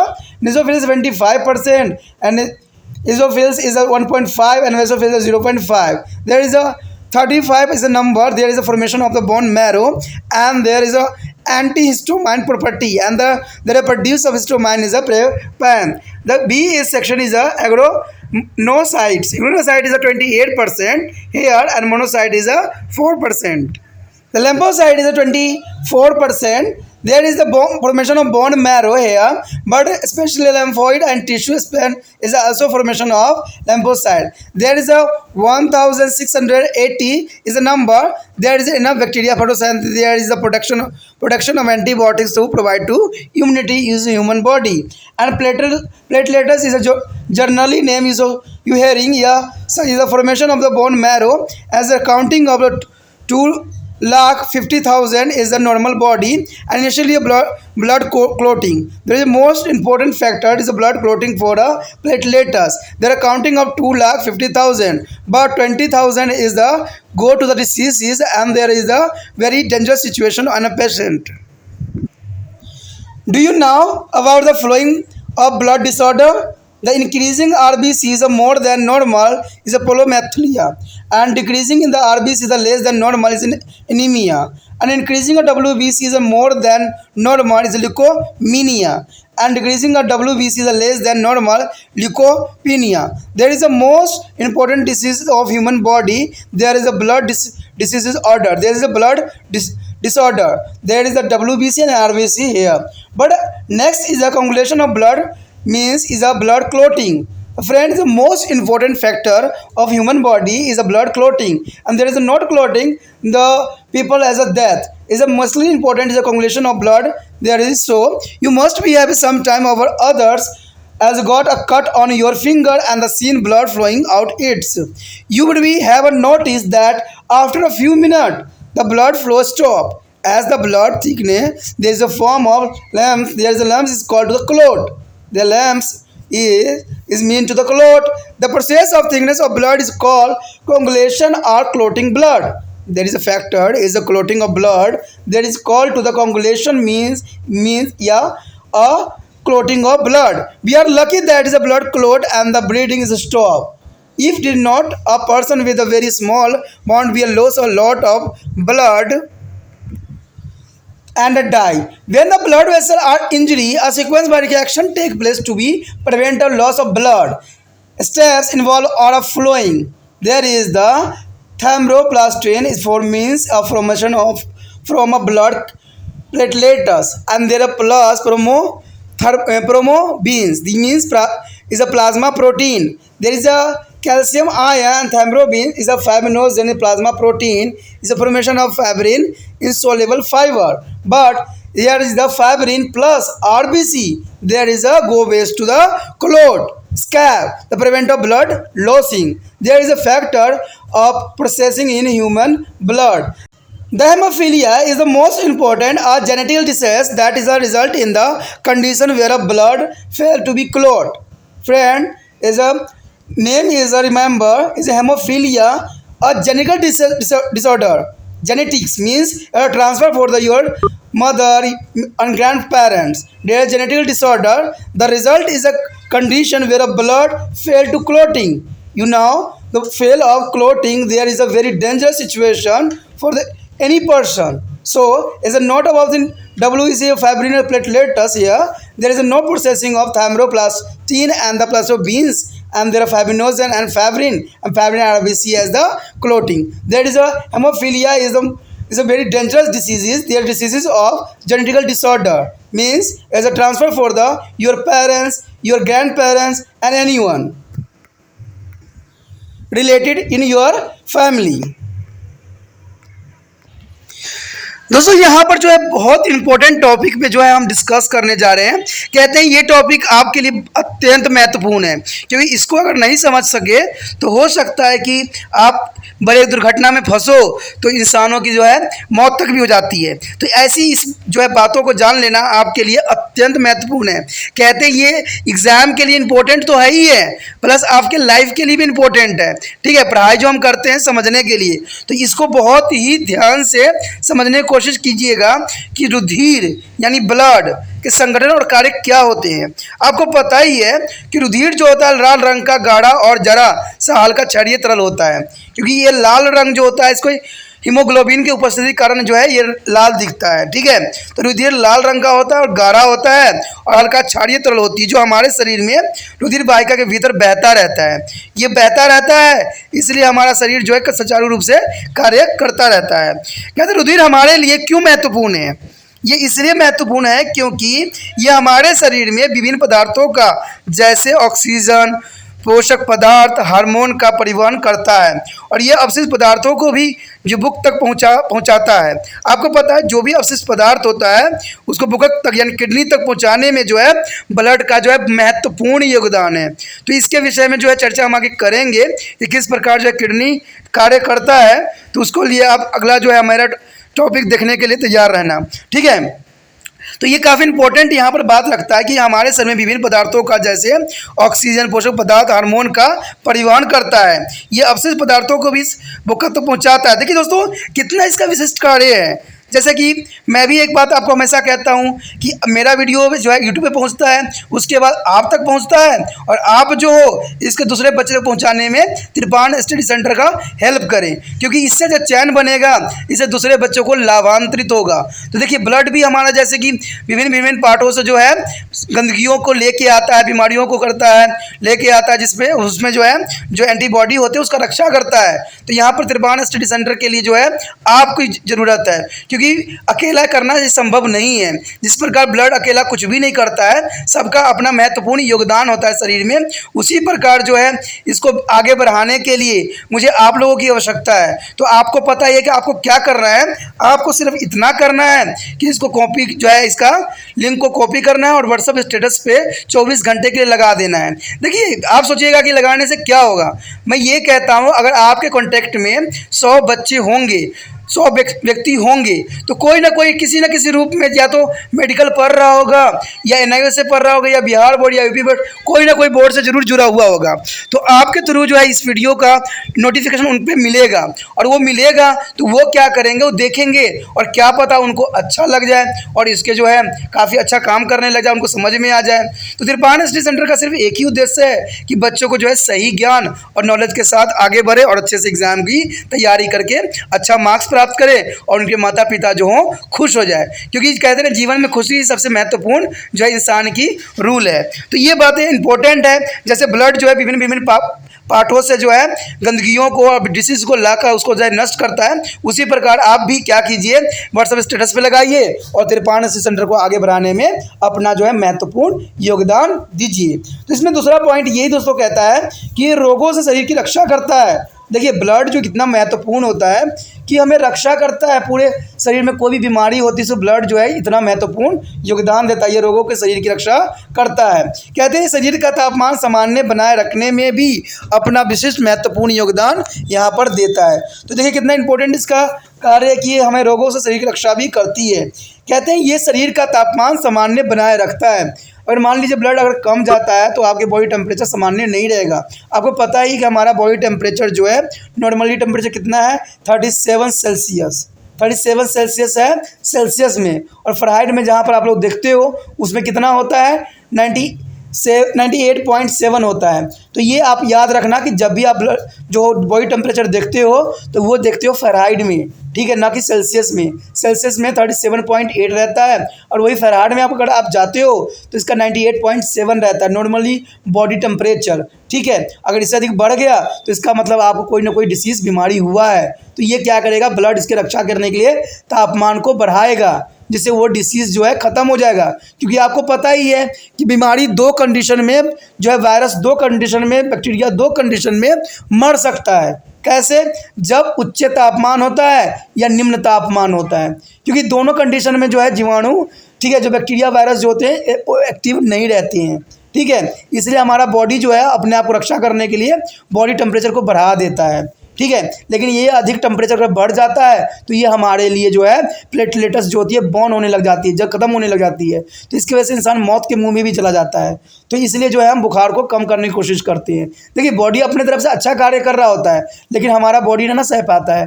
तो ये दोनों maintenance करना अत्यंत महत्वपूर्ण है।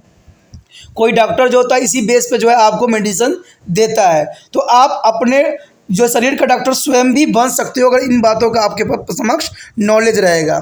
उसके पश्चात है, कहते हैं रुधिर के कौन कौन से घटक होते हैं, यानी रुधिर में कौन कौन से पार्ट होते हैं। दोस्तों यहाँ ब्लड में कौन कौन से मटेरियल होते हैं ये जानना भी आपके लिए अत्यंत महत्वपूर्ण है। कहते हैं अगर आप रुधिर एक तरल संयोजक ऊतक होती है, क्योंकि ये कई चीज़ों को जो है आपस में जोड़ती है, जो प्लाज्मा और रुधिर कोशिकाओं का बना होता है। किसका, दो ही चीज़ का बना होता है दोस्तों, याद रखना। जो हमारा रुधिर होता है वो प्लाज्मा और रुधिर कोशिका का बना होता है, ठीक है।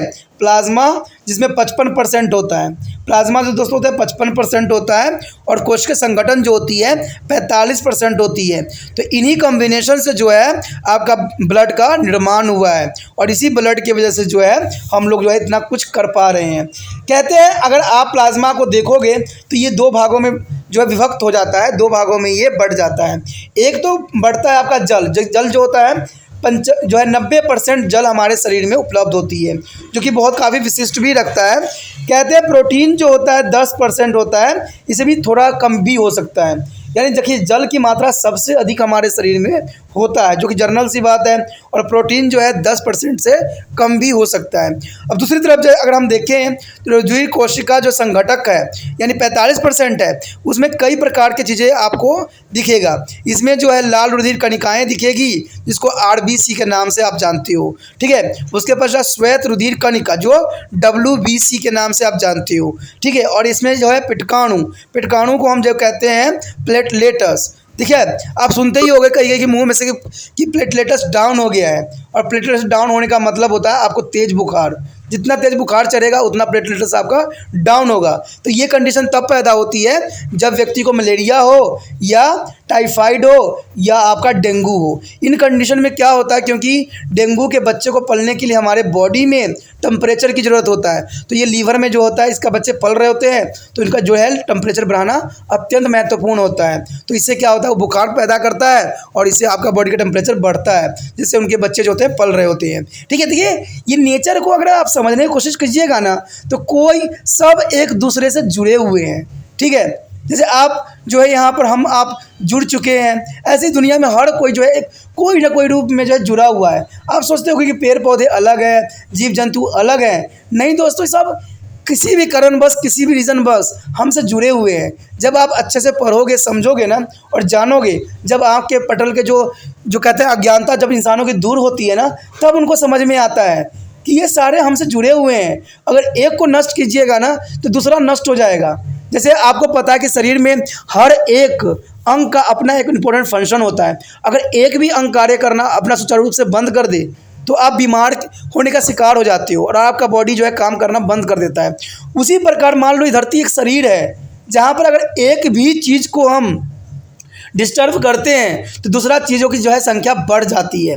एग्जाम्पल के तौर पे आप देखोगे कि इंसानों ने क्या किया है, पोल्यूशन करके, गंदगी फैला के जो गिद्ध की प्रजाति थी उसको नष्ट कर दिया है। आपको पता है कि गिद्ध जो है कहीं मिलता ही नहीं है, और पहले के समय में बहुत लाखों में देखने को मिलता था।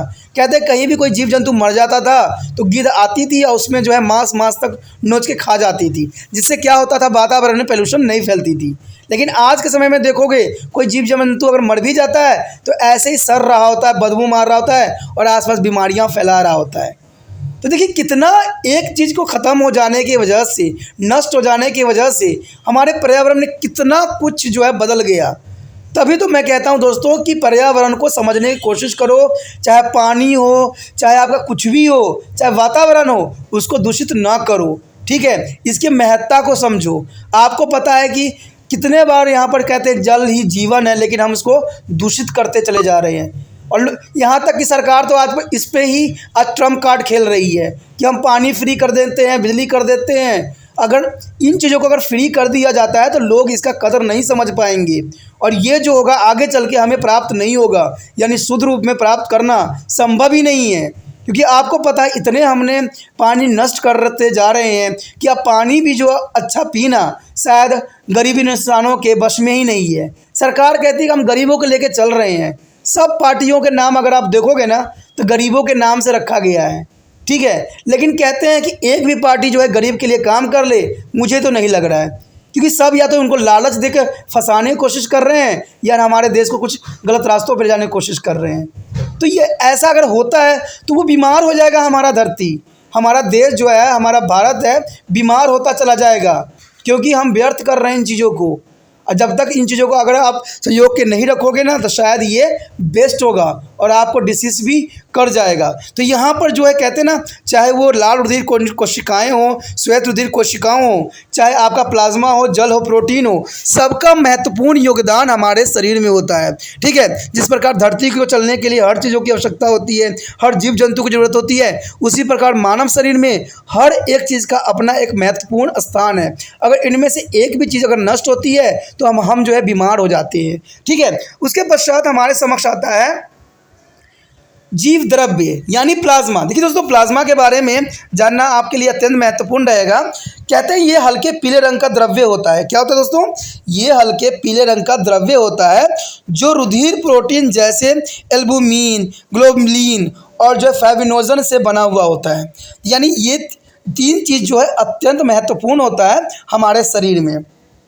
तो याद रखना कि जो प्लाज्मा होती है वो हल्के पीले रंग का द्रव्य होता है जो कि रुधिर में प्रोटीन जैसे, ये प्रोटीन का होता है जिसके अंदर जो होता है एल्बुमिन पाया जाता है, ग्लोबुलिन पाया जाता है और फाइब्रिनोजन पाया जाता है, जो कि बहुत इंपॉर्टेंट यहाँ पर अपना स्थान रखता है।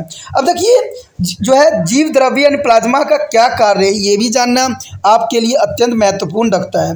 कहते हैं अगर आप प्लाज्मा का अगर आप कार्य देखोगे तो जो ये पाचन के उत्पादों के छोटी आंत यानी क्षुद्रांत और आंत यानी स्मॉल इंटेस्टाइन विभिन्न ऊतकों को पहुँचाता है। यानी जो है स्मॉल इंटेस्टाइन से जो है प्लाज्मा विभिन्न भागों में छोटी आंतों से ले जाके उत्पादों को जो है विभिन्न भागों में पहुंचाता है। यानी देखिए इसका किसका काम हो गया? आपने जाइलम ऑफ फ्लोएम के बारे में पढ़ा था प्लांट में। अब देखिए यहाँ ब्लड का काम आ गया, तो ये पाचन को यानी जो है प्लाज्मा का काम आ गया। पाचन के उत्पादों को छोटी आंतों से विभिन्न ऊतकों तक पहुँचाना ही प्लाज्मा का सबसे पहला उद्देश्य होता है। दूसरा होता है ऊतकों में उत्पन्न होने वाली अवशिष्ट उत्पादों को उत्सर्जन अंगों तक पहुंचाया जाता है। यानी ऊतकों में उत्पन्न होने वाले जो अवशिष्ट पदार्थ होते हैं, वेस्ट मटेरियल्स होते हैं, उसको जो है दूसरे अंगों तक पहुंचाता है जहां से ये शरीर से बाहर हो जाए, जिसको हम उत्सर्जन भी कहते हैं या स्कैटरी भी कहते हैं, जो कि काफ़ी इंपॉर्टेंट यहाँ पर स्थान रखता है। तीसरी बात ये आती है कि हार्मोनों को जो है अंतस्वेदी ग्रंथि से उनके लक्ष्य अंगों तक पहुंचाता है। देखिए हार्मोन को क्या करता है? अंतस्वेद ग्रंथि, जहाँ से ये जैसे पिट्यूटरी ग्लैंड भी कहते हैं, जहाँ पर ग्लैंड भी, हार्मोन ग्लैंड भी कहते हो, वहाँ से जो है हार्मोन को ले जाके इसके जो है विभिन्न जहाँ कार्य होता है वहाँ जो है हार्मोनों को पहुँचाने का कार्य भी प्लाज्मा का ही होता है। तो ये काफ़ी इंपॉर्टेंट बात आपके समक्ष है। कहते हैं ऊष्मा को सारे शरीर में विस्तृत करके तापमान सामान्य बनाए रखने का भी कार्य प्लाज्मा का ही होता है, क्योंकि ऊष्मा को सारे शरीर में विस्तृत करके तापमान सामान्य बनाना एक बहुत ही विशिष्ट कार्य है जो कि प्लाज्मा यहाँ पर करती है। उसके पश्चात इसमें बताया गया है कि रुधिर के संकर्षण यानी क्लोटिंग ऑफ कोagulation के लिए आवश्यक कारक है। देखिए दोस्तों, रुधिर के संकर्षण यानी क्लोटिंग कोagulation के लिए भी प्लाज्मा अत्यंत महत्वपूर्ण है। ठीक है, प्लाज्मा के लिए आवश्यक कारक जो होती है जिसकी वजह से ये होता है उसके लिए फाइब्रिनोजन प्रदान करता है। यानी आपको पता है कि आपका ब्लड जो है क्लोट हो जाती है, थक्का बनती है, उसमें सिर्फ एक ही चीज़ का योगदान होता है, वो होता है फाइब्रिनोजन। फाइब्रिनोजन जो होती है क्लोटिंग करने के लिए सक्षम होती है। ठीक है, कहते हैं रुधिर में तरल पदार्थों को बनाए रखना भी प्लाज्मा का इंपॉर्टेंट कार्य होता है, जिसमें प्रोटीन भी होती है। यानी रुधिर में तरल पदार्थों को बनाए रखना जो है आपका प्लाज्मा का कार्य विधि रहता है। उसके पश्चात है रुधिर का अम्ल क्षार यानी बेस। देखिए, रुधिर का अम्ल बेस क्षार संतुलित बनाए रखना भी जो है प्लाज्मा का ही कार्य विधि है। यानी रुधिर में जो है अम्ल क्षार यानी बेस का जो संतुलन बनाता है, कौन बनाता है दोस्तों? प्लाज्मा ही बनाता है।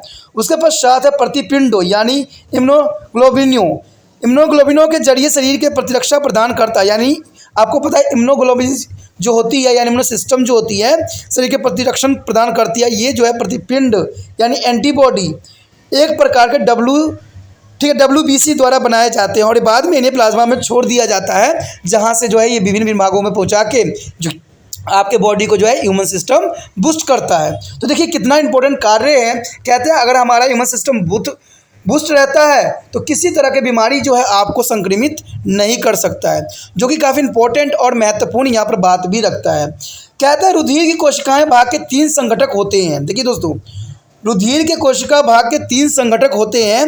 एक होते हैं लाल रुधिर कणिका, एक होता है श्वेत रुधिर कणिका और एक होते हैं पिटकाणु यानी प्लेटलेट्स। यानी रक्त कोशिकाओं में दोस्तों जो होती है 3 पार्ट होती है, याद रखना। एक होती है लाल रुधिर कणिका जिसको हम RBC के नाम से जानते हैं, दूसरा होता है श्वेत रुधिर कणिका यानी WBC और तीसरा जो होता है पिटकाणु जिसको हम प्लेटलेट्स के नाम से जानते हैं, जो कि बहुत ही विशिष्ट रहता है आपके समक्ष।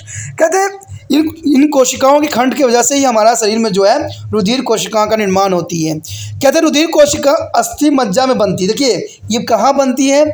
जो ये रक्त कोशिकाएं होती है, याद रखना दोस्तों, ये बोन मैरो में बनती है। यानी हम इसको अस्थि मज्जा कहते हैं यानी बोन मैरो, जहाँ पर इसकी निर्माण होती है।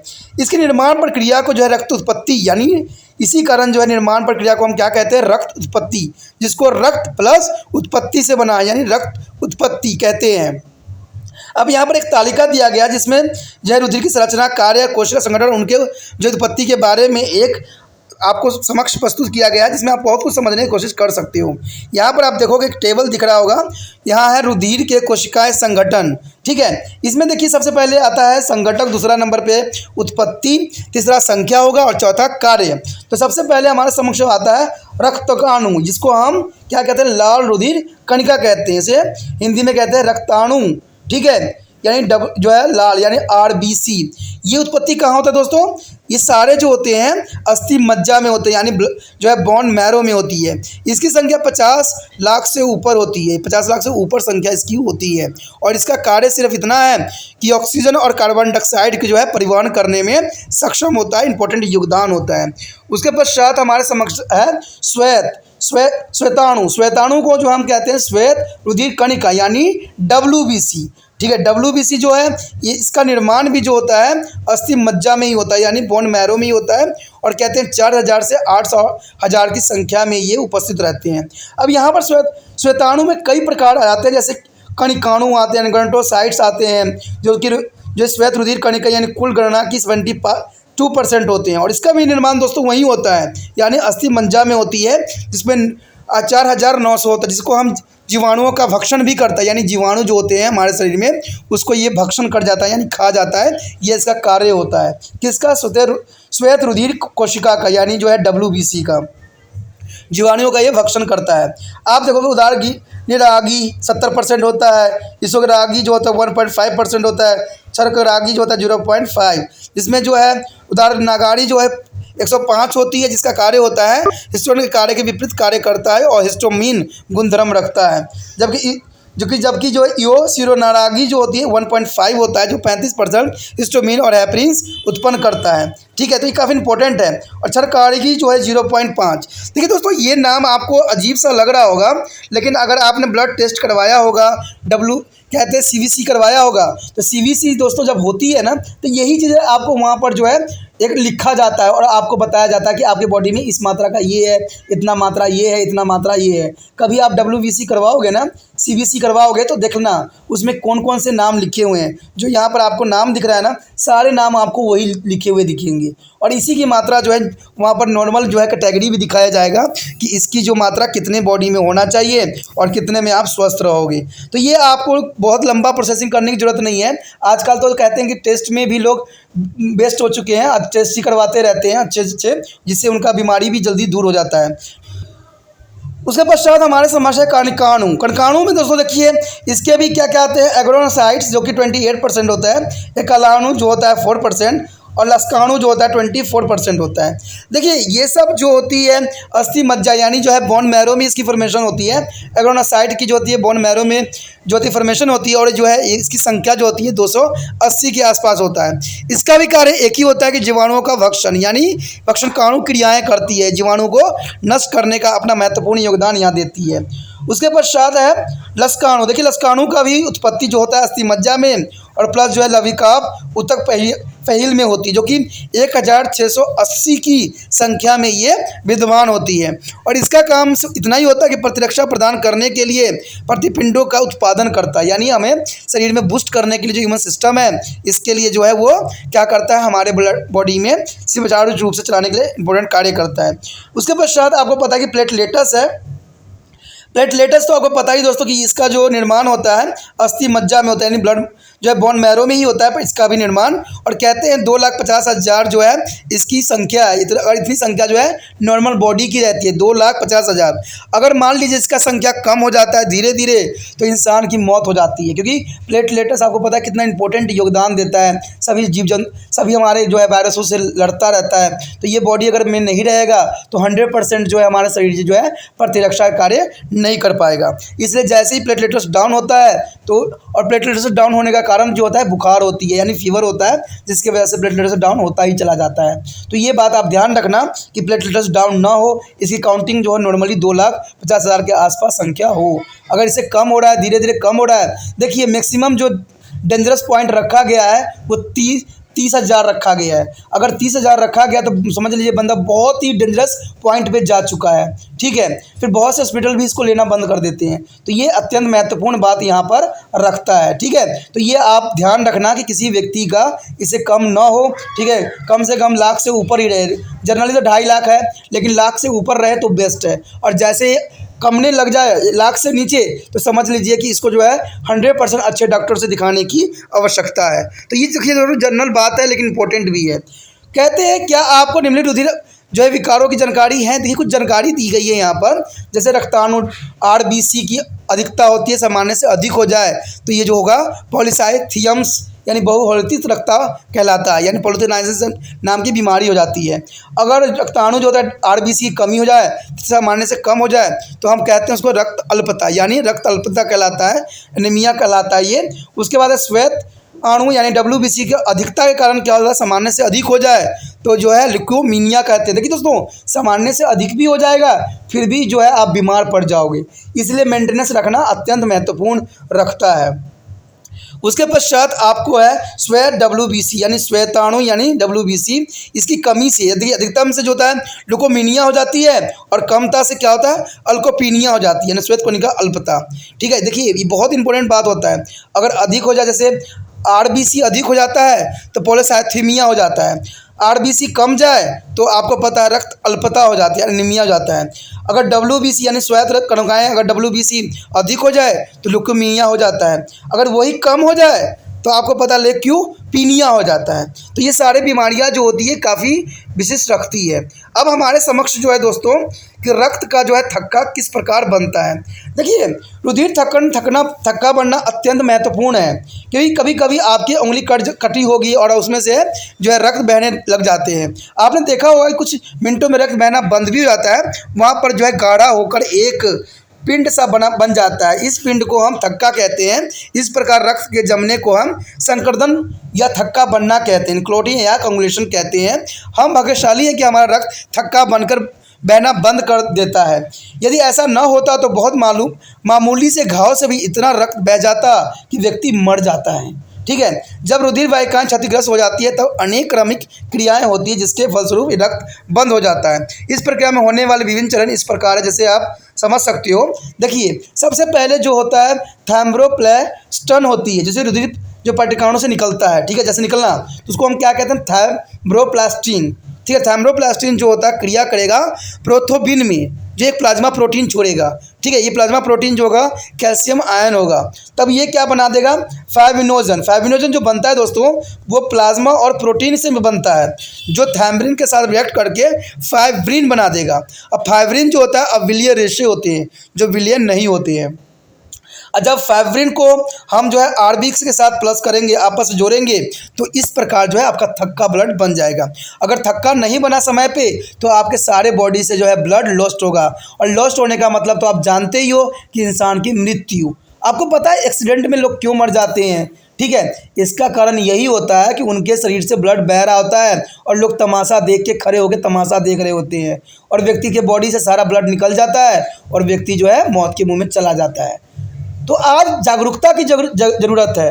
और पता है, लोग डरते इसलिए भी है कि सोचते हैं कि अगर मैं किसी का हेल्प करने जाऊं तो वो मुझ पे ना इल्ज़ाम लगा दे, कहीं मुझे ना बोल दे कि मैंने इसको चोट लगाया या मैंने इसको घेर दिया है। तो आज के लोगों को सोच बदलने की आवश्यकता है दोस्तों। कहते हैं इस वजह से जो एक्सीडेंट से हमारे देश में लाखों लोग मरते हैं, और एक्सीडेंट इसके लिए भी होता है क्योंकि वो लोग रूल रेगुलेशन को फॉलो नहीं करते हैं। आप देखते होंगे कि जब ट्रैफिक पुलिस होते हैं, जब उनको पैसा कमता है सरकार को, तो ट्रैफिक पुलिस जो होते हैं हर एक नुक्कड़ पे बैठा देते हैं, लेकिन जैसे उनका जो है कोटा बढ़ जाता है, लोग फिर से वही गलतियां करने लग जाते हैं। न हेलमेट होता है, स्पीड उनका अब मनमर्जी का होता है, क्योंकि वहाँ पर कोई ट्रैफिक पुलिस भी बैठे हुए नहीं होती हैं। तो आप समझ सकते हो कि हमारे देश की कितनी कुछ है जिसको हमें सही करने की आवश्यकता है। कहते हैं पॉलिटिकल पार्टी तो आपस में दल बदलू का खेल खेलते रहेंगे, कभी इस खेमे जाएंगे कभी उस खेमे जाएंगे, जहां उनको कुर्सी संभालने की पूरी आवश्यकता होती है, जहां उनको कुर्सी मिलती है वहां बदल जाते हैं। लेकिन हम लोग तो नहीं बदलते ना, तो हम क्या करें? हम अपना जिम्मेवारी हमें खुद समझने की ज़रूरत है दोस्तों, कि हमें अपना घर से बाहर जाएँ तो सारी रूल रेगुलेशन को फॉलो करते हुए जाएँ। और देखिए, आप अच्छे से जाओगे अच्छे से आओगे। कहते हैं जल्दबाजी का काम हमेशा शैतान का होता है, तो ऐसे ना कीजिए, क्योंकि ब्लड, देखिए ब्लड कई कारणों से जो लॉस हो जाता है। कहते हैं अगर ब्लड जो होती है दोस्तों, हीमोफीलिया एक नाम है बीमारी का, हीमोफीलिया जो होता है एक अनुवांशिक रोग होता है, जिसमें ऐसी स्थिति बन जाती है कि रक्त का थक्का नहीं बन पाता है। तो ये बीमारी एक तरह से है, और ये बीमारी सिर्फ आपका नहीं है, ये बीमारी आपका जेनेटिक है। मीन्स आपके माता पिता, दादा दादी, नाना नानी कहीं से भी ट्रांसफ़र हो सकता है आप में, यानी आपका कसूर नहीं भी होगा, फिर भी इस बीमारी को आपको लेना ही पड़ेगा। तो इसमें क्या होगा, हीमोफीलिया में जो है आपका ब्लड थक्का नहीं बनेगा, थोड़ा सा भी चोट आपको जो है मौत के मुंह में पहुंचा सकता है। तो ऐसे व्यक्ति को ऊपर ध्यान रखने की ज़रूरत है। कहते हैं हमारे देश में जो है इतने एक्सीडेंट, इतने घटनाएँ घट रही है, यहाँ पर कहीं ना कहीं जिम्मेवारी जो है लोगों का भी है। कहते हैं लोग जो है अपनी सुचारू रूप से अपना जीवन नहीं जीने की कोशिश कर रहे हैं, हर समय जो है मॉडर्नाइज जीवन में भागते चले जा रहे हैं, जो कि बहुत ही अलग है। पार्टनर सेंटर एक मुहिम चला रहा है जिसमें आपको चैन बनना है। चैन का अर्थ दोस्तों ये होता है कि ये वीडियो आप तक पहुंचा है, और आप जो होगा ये वीडियो उन बच्चों तक पहुंचाने में त्रिपाण स्टडी सेंटर का हेल्प कीजिए जिन बच्चों को जरूरी है। और वो आप जानते हो कौन बच्चा एनआईवीएस बोर्ड में पढ़ता है, या कौन बायोलॉजिकल पढ़ रहा है, बीए में पढ़ रहा है, चाहे वो 12वीं में पढ़ रहा है, चाहे 11वीं में पढ़ रहा है, और कौन जो है यूपी बिहार बोर्ड के हैं। तो ये आप से अधिक कोई अधिक नहीं जानता, क्योंकि आपके समक्ष जो होता है आपके मोबाइल कॉन्टैक्ट में जो है कम से कम 100-150 कॉन्टैक्ट होते ही होते हैं। तो आपको क्या करना है, एक दिन के लिए जो है इसको व्हाट्सएप स्टेटस पे लगाना है लिंक को, ठीक है। और लिंक पे लगाने से ये होगा कि जिन बच्चों को इसकी जरूरत होगा उन तक ये वीडियो पहुंच जाएगा। ठीक है। इससे क्या होगा, त्रिपाठी स्टडी सेंटर का जो उद्देश्य है कि हर बच्चे तक पहुंचना है और उनको सही ज्ञान का मार्गदर्शन भी कराना है और उनका सिलेबस भी अच्छे से कराना है। तो ये उद्देश्य में आप जो हो हम मेरे लिए चैन बन सकते हो। तो इसके लिए जो है आपको थोड़ा सा जो है तकलीफ उठाना ही पड़ेगा। तो सोचिए नहीं, विचार ना कीजिए, क्योंकि अच्छे काम के लिए विचार करने की आवश्यकता नहीं होता है। गलत काम करोगे तो 50 बार आपको सोचने की आवश्यकता होती है, लेकिन अच्छे काम करने के लिए कोई आपको मना नहीं करेगा और ना कोई आपको गलत कहेगा। तो सोचना नहीं है, अभी लिंक को कॉपी कीजिए और अपने व्हाट्सएप स्टेटस पे लगा दीजिए।